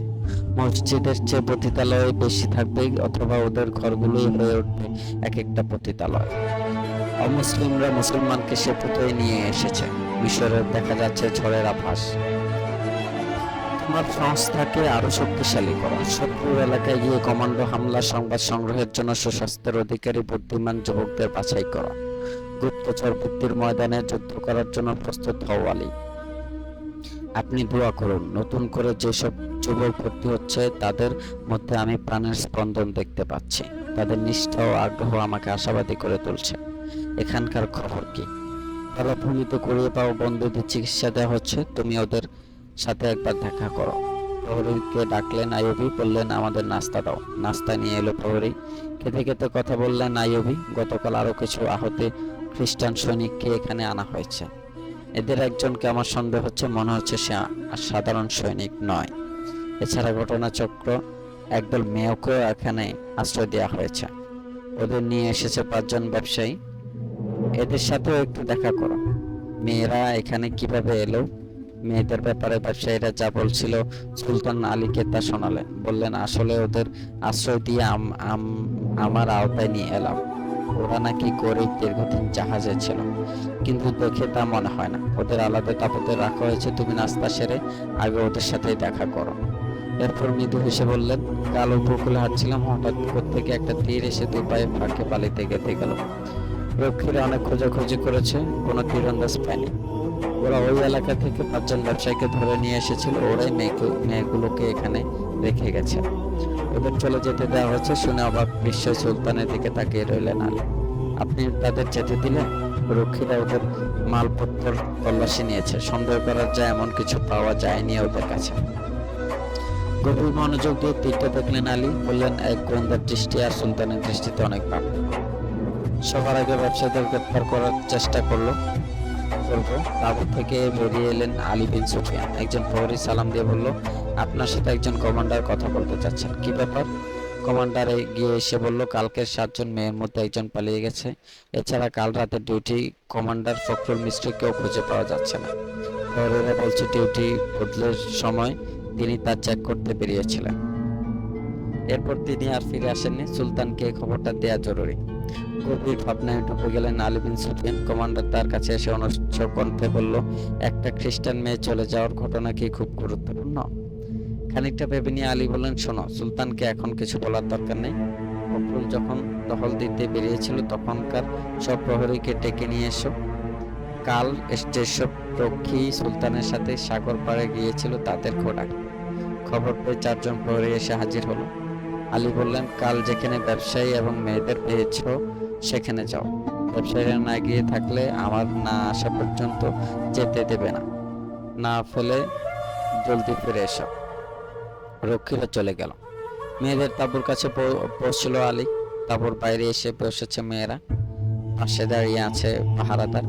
আলী মেয়েদের মুখোমুখি হয়ে আরবিতে প্রশ্ন করলেন, তোমরা এখানে 6 জন কেন? আরেকজন কোথায়? ওরা পরস্পর দিকে চাইতে লাগলো। আলীর দিকে তাকিয়ে মাথা এপাশ ওপাশ করে বোঝালো তারা আরবি জানে না, তোমরা সবাই আমার ভাষা বোঝো। ওরা হতবাক দৃষ্টিতে আলীর দিকে তাকিয়ে রইল। ওদের সহজ সরল চেহারা দেখে দ্বিধায় পড়লেন গোয়েন্দা প্রধান। এরপর মেয়েদের পেছনে গিয়ে আরবি ভাষায় বললেন, এদের উলঙ্গ করে 12 জন কাফরি সেফাই ডেকে নিয়ে এসে। তারা সবাই একসঙ্গে পেছন ফিরল। আতঙ্কিত কণ্ঠে 2-3 জন একসঙ্গে বলে উঠল, মেয়েদের সাথে তোমরা এমন ব্যবহার করতে পারো না, আমরা তোমাদের বিরুদ্ধে যুদ্ধ করিনি। হেসে ফেললেন আলী বিন সুফিয়ান। তোমাদের সাথে খুব ভালো ব্যবহার করব। এক ধমকে আরবি বলতে শুরু করেছ, এবার ধমক ছাড়াই বলো, সপ্তম মেয়েটা কোথায়? ওরা অজ্ঞাত প্রকাশ করলে আলী বললেন, এই প্রশ্নের জবাব অবশ্যই তোমরাই জানো। একটু আগেও তোমরা বলেছো আরবি জানো না, এখন তো দিব্যি আরবিতে কথা বলতে পারছো। ঠিক আছে, প্রশ্নের জবাব কি করে পাওয়া যায় আমি দেখছি। সেন্ট্রি ওদের তাঁবুর ভিতরে নিয়ে যাও। তারপর প্রহরীরা এলো, ওদের অনেক কিছু জিজ্ঞেস করলেন গোয়েন্দা প্রধান। মেয়েদের তাঁবুর প্রহরী বলল, আমাকে দাঁড় করিয়ে তিনি বন্ধুদের তাঁবুর দিকে গেলেন। কিছুক্ষণ পর একটা শব্দ শুনলাম, কে তুমি? নেমে এসো। মনে হলো টিলার ওপর একটা ছায়াও দেখেছি, তবে খুব অস্পষ্ট। টিলার কাছে গোয়েন্দা প্রধান গেলেন। বালিতে পায়ের ছাপ সুস্পষ্ট, একটা সৈনিকের বুটের ছাপ, অন্যটি মেয়েলি জুতো। মেয়েলি জুতার চিহ্ন ধরে আহত বন্দীদের তাঁবু পর্যন্ত চলে এলেন। আলী তারপর পর্দা তুলে ভেতরে প্রবেশ করলেন। শুয়ে আছে 5 জন, একজন বসা। আলীকে দেখে সে শুয়ে কাতরাতে লাগলো। আলী তার কাঁধ খামছে ধরে বাইরে নিয়ে এলেন। রাতে একটা মেয়ে তোমার কাছে এসেছিল কেন? তখন হাবার মতো তাকিয়ে রইল, যেন এসব কথা সে কিছুই বুঝতে পারছে না। আলী তার কানের কাছে মুখ নিয়ে ফিসফিস করে বললেন, আমি তোমার ভাষা বুঝি, কিন্তু তোমাকে আমার ভাষাতেই কথা বলতে হবে। রবিন তার মুখের দিকে তাকিয়ে রইল।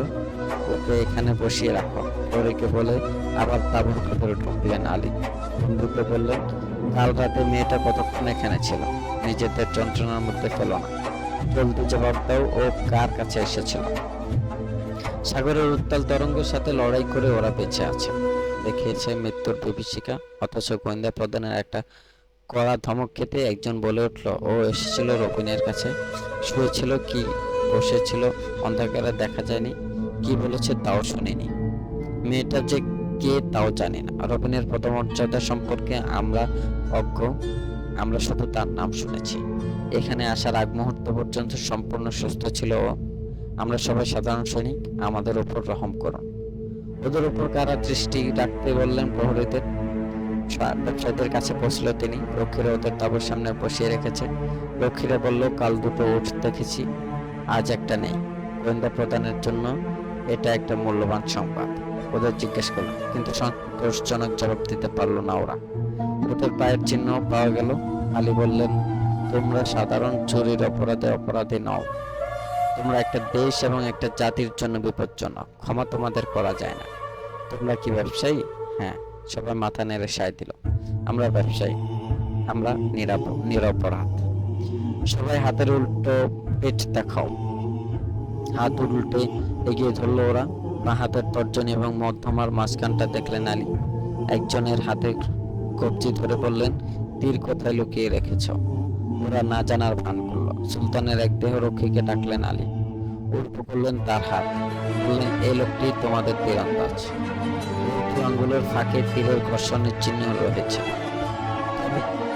তীর জুড়ে নিক্ষেপের সময় তর্জনী এবং মধ্যমার ভাগ দিয়ে তীর ছুটে যায়। তীরন্দাজ ছাড়া অন্য কারো এই চিহ্ন থাকে না। 5 জনের মধ্যে কেবল তোমার আঙ্গুলে এই চিহ্ন রয়েছে। এবার বলো তীর কোথায়? 5 জনে নীরব। ওদের একজনকে ধরে রক্ষীকে বললেন, ওকে ওই গাছের সাথে বেঁধে দাও।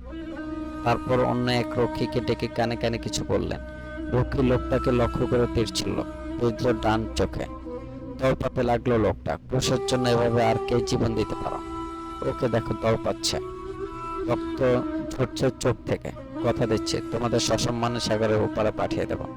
বলো দ্বিতীয় কে গেছে, কোথায় গেছে? তোমাদের এক কমান্ডার আমাদের একটি উট ছিনিয়ে নিয়ে গেছে, সাথে একটা মেয়েও। আলীর কণ্ঠে বিদ্রোহ। শেষ তক স্বীকার করলে ওরা।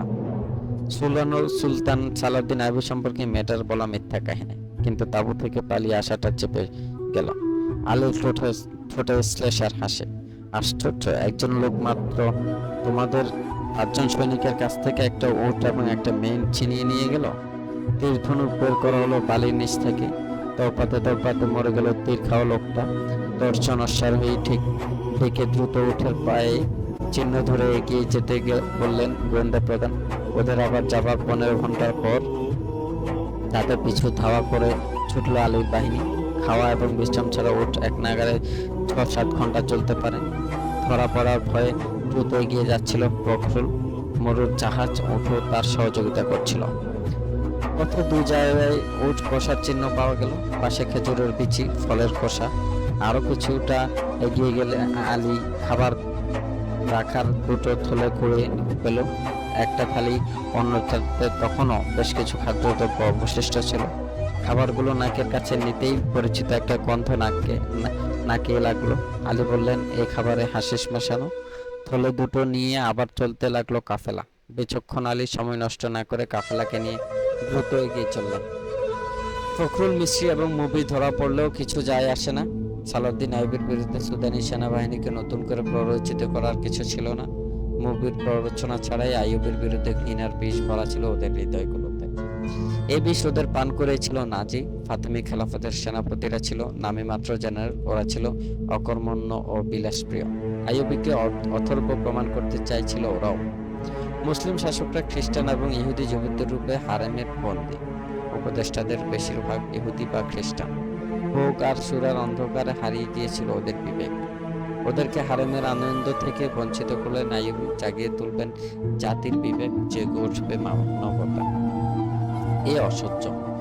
শেরকো এর শাসন থেকে ওরা বুঝেছিল সালাউদ্দিন আইয়ুবী তাদের ধর্মের বন্ধনে আবদ্ধ করবেন, তাই তার সব পরিকল্পনা ব্যর্থ করে দিতে চাচ্ছিল ওরা। এজন্য সাহায্যের আশায় হাত বাড়ালো খ্রিস্টানদের কাছে। ওরা ময়দান উর্বর করছিল খ্রিস্টান গোয়েন্দাদের জন্য।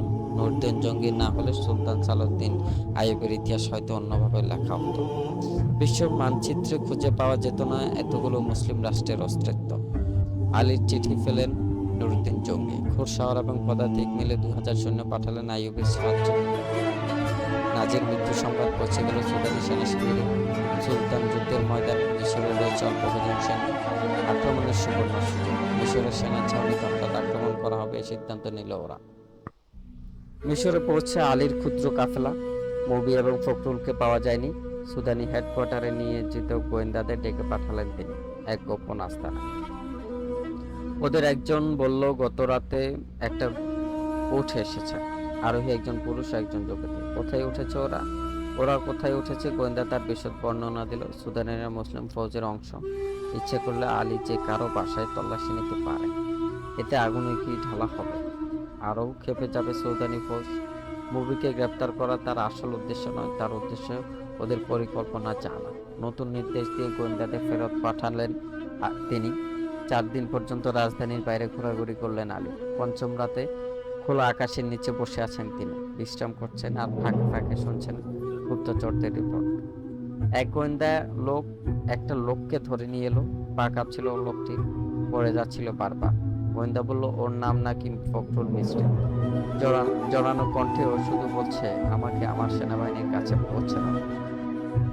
ফখরুল গোয়েন্দা প্রধানের সামনে বসলো। একটা মেয়ে নিয়ে যে পালিয়ে এসেছে, তুমি কি সেই কমান্ডার? আমি সুলতানের রক্ষী বাহিনীর সেই পলাতক বাহিনী।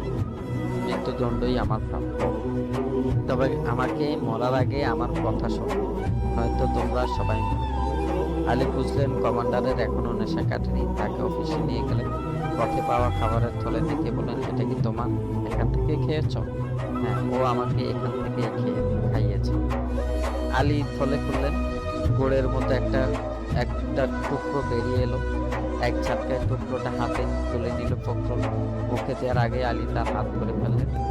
ভাই আপনার ছেড়ে দিন, এর ভেতর আমার জীবন, আমার আগে সব কথা খুলে বলো, এরপরই এর সবই তোমার। কমান্ডারকে এন্ট্রি ডাক খাওয়ানো হলো। কিছুটা প্রকৃতিস্থ হলো। গোটা কাহিনী সে বলল। ব্যবসায়ীরা আমাকে কফি পান করালো। মনে হলো অন্য পৃথিবীতে পৌঁছে গেছি আমি। মেয়েটা আমাকে ভালোবাসার কথা বলল, লোক দেখালো বিয়ের। আমরা দুজন উঠে সওয়ার হলাম। পথে ধরা পড়ার ভয়ে বিশ্রাম করেছে কম। ও আমাকে জড়িয়ে ধরে আদর করত। আমার পাশবিক সত্তা জেগে উঠলে বলতো এখন নয়, বিয়ের পর ওসব হবে। উঠের সাথে খাদ্যের 2টো ব্যাগ, একটা থেকে ও খেত, আমাকে দিত অন্যটা থেকে। পথে থলে দুটো কোথায় পড়ে গেল খোঁজ করার জন্য পিড়াপিড়ি করলো ও। আমি রাজি হইনি। বলেছি সময় নষ্ট হলে ধরা পড়া করতে হবে। খাবারের অভাব কিন্তু বসতি থেকে দূরে থাকতে চাইতো ও।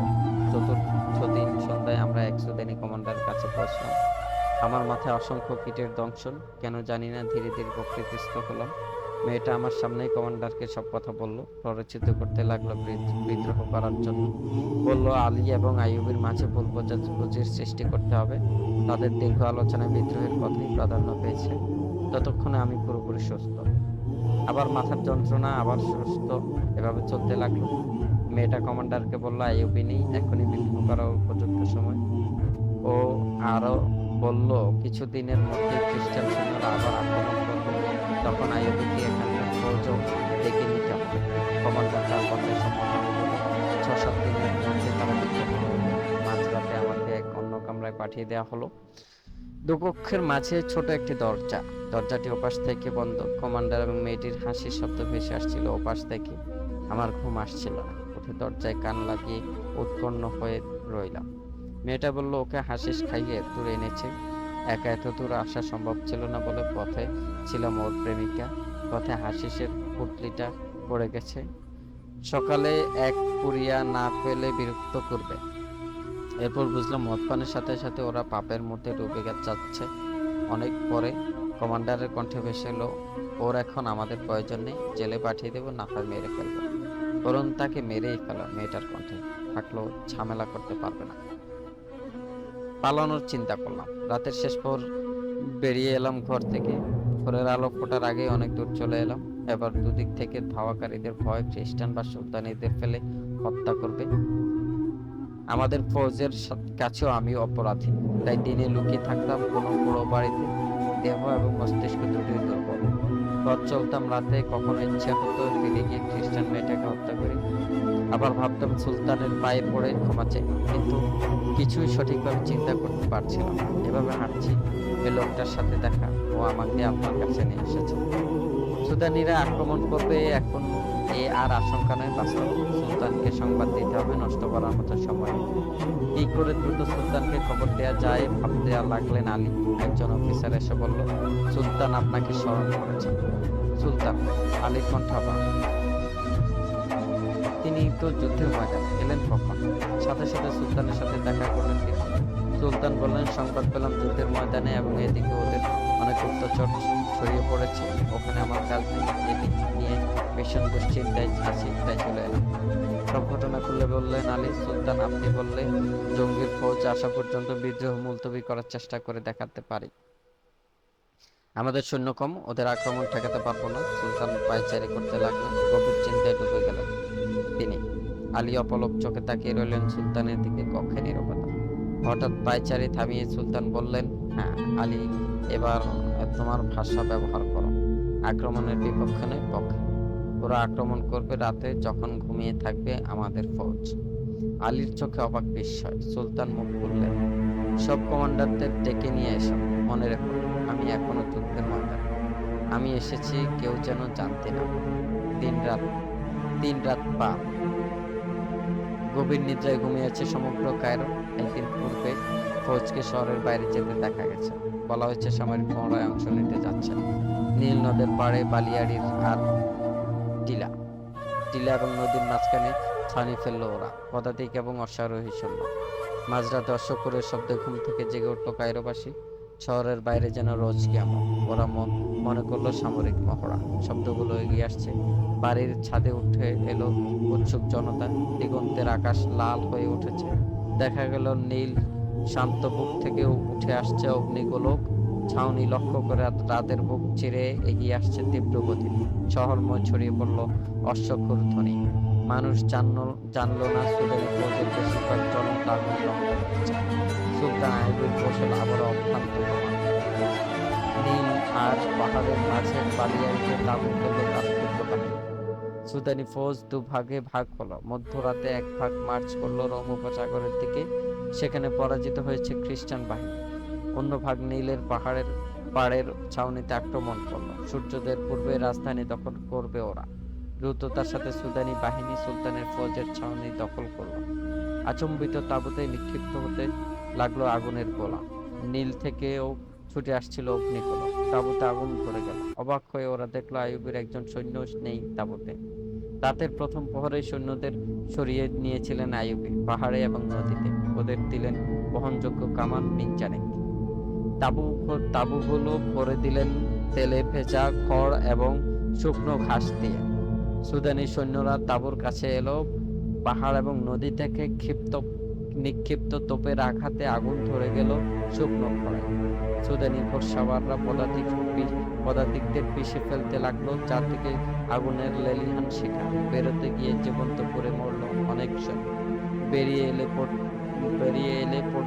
মুসলিম বাহিনীর তীরের আওতায়।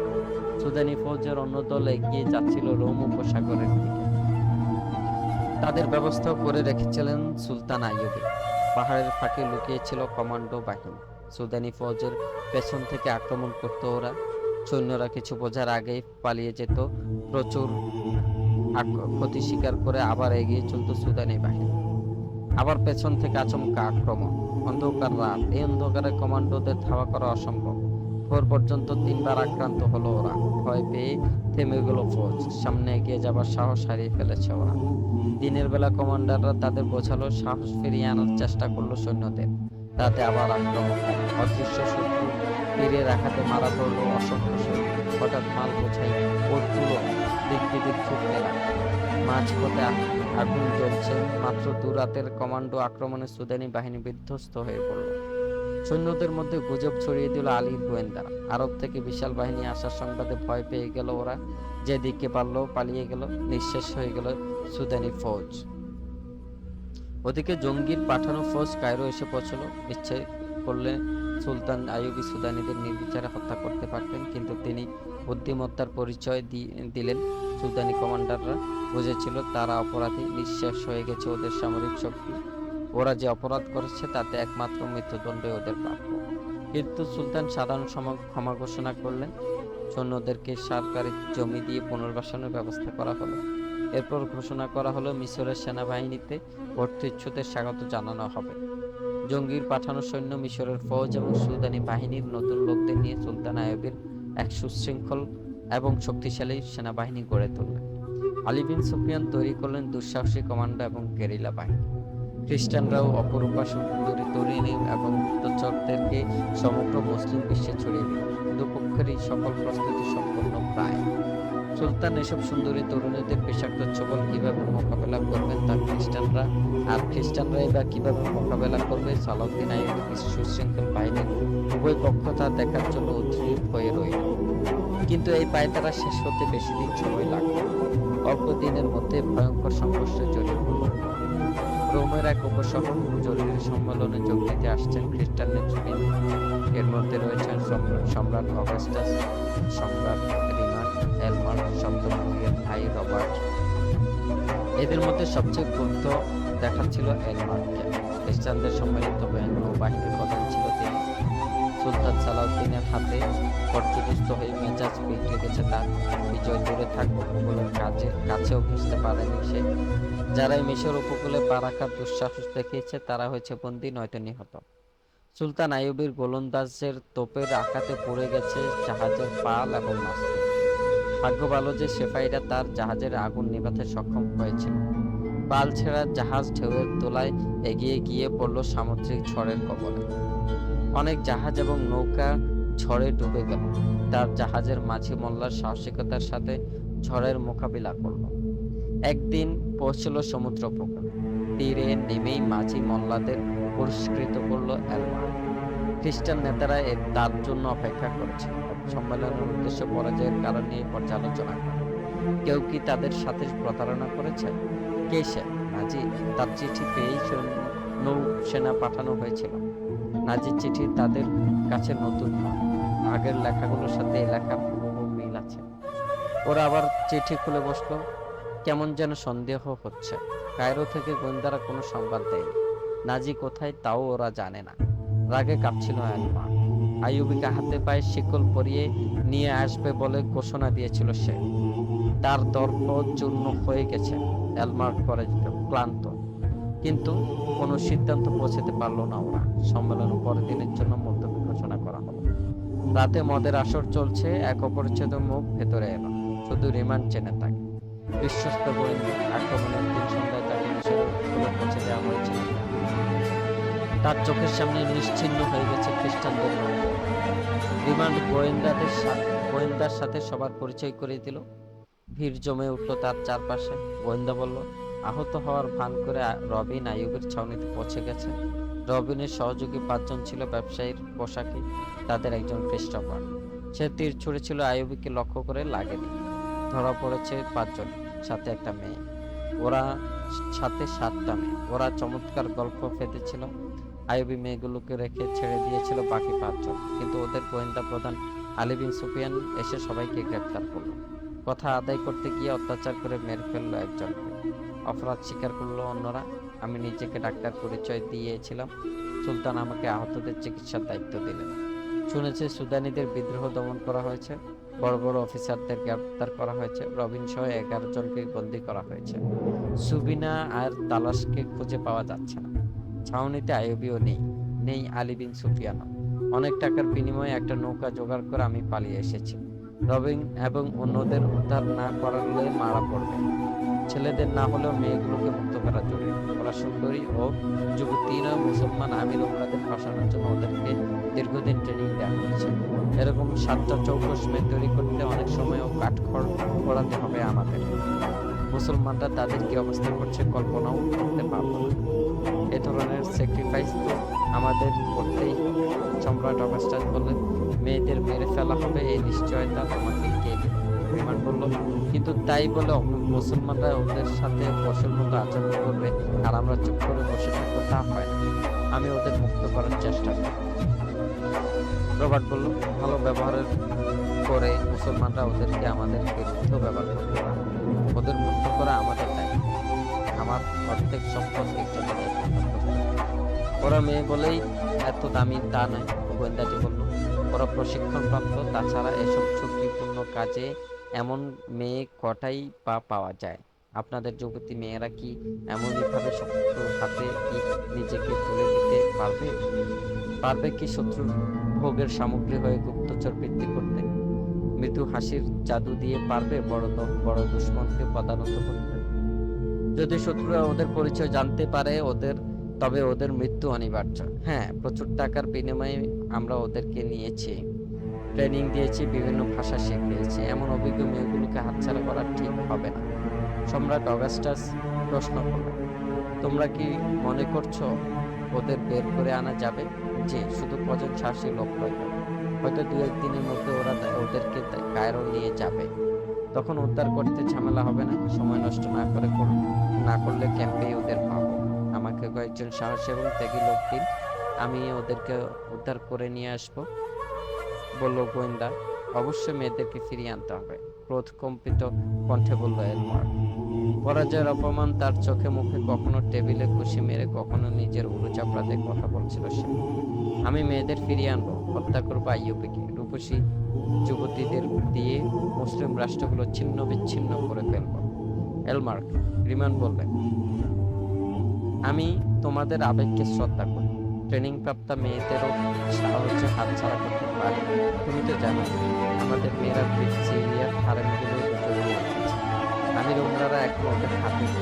নারী এবং সুদানে মুসলিম বিশ্ব এখন 3 ভাগে বিভক্ত। ঐক্য ভেঙে গেছে ওদের।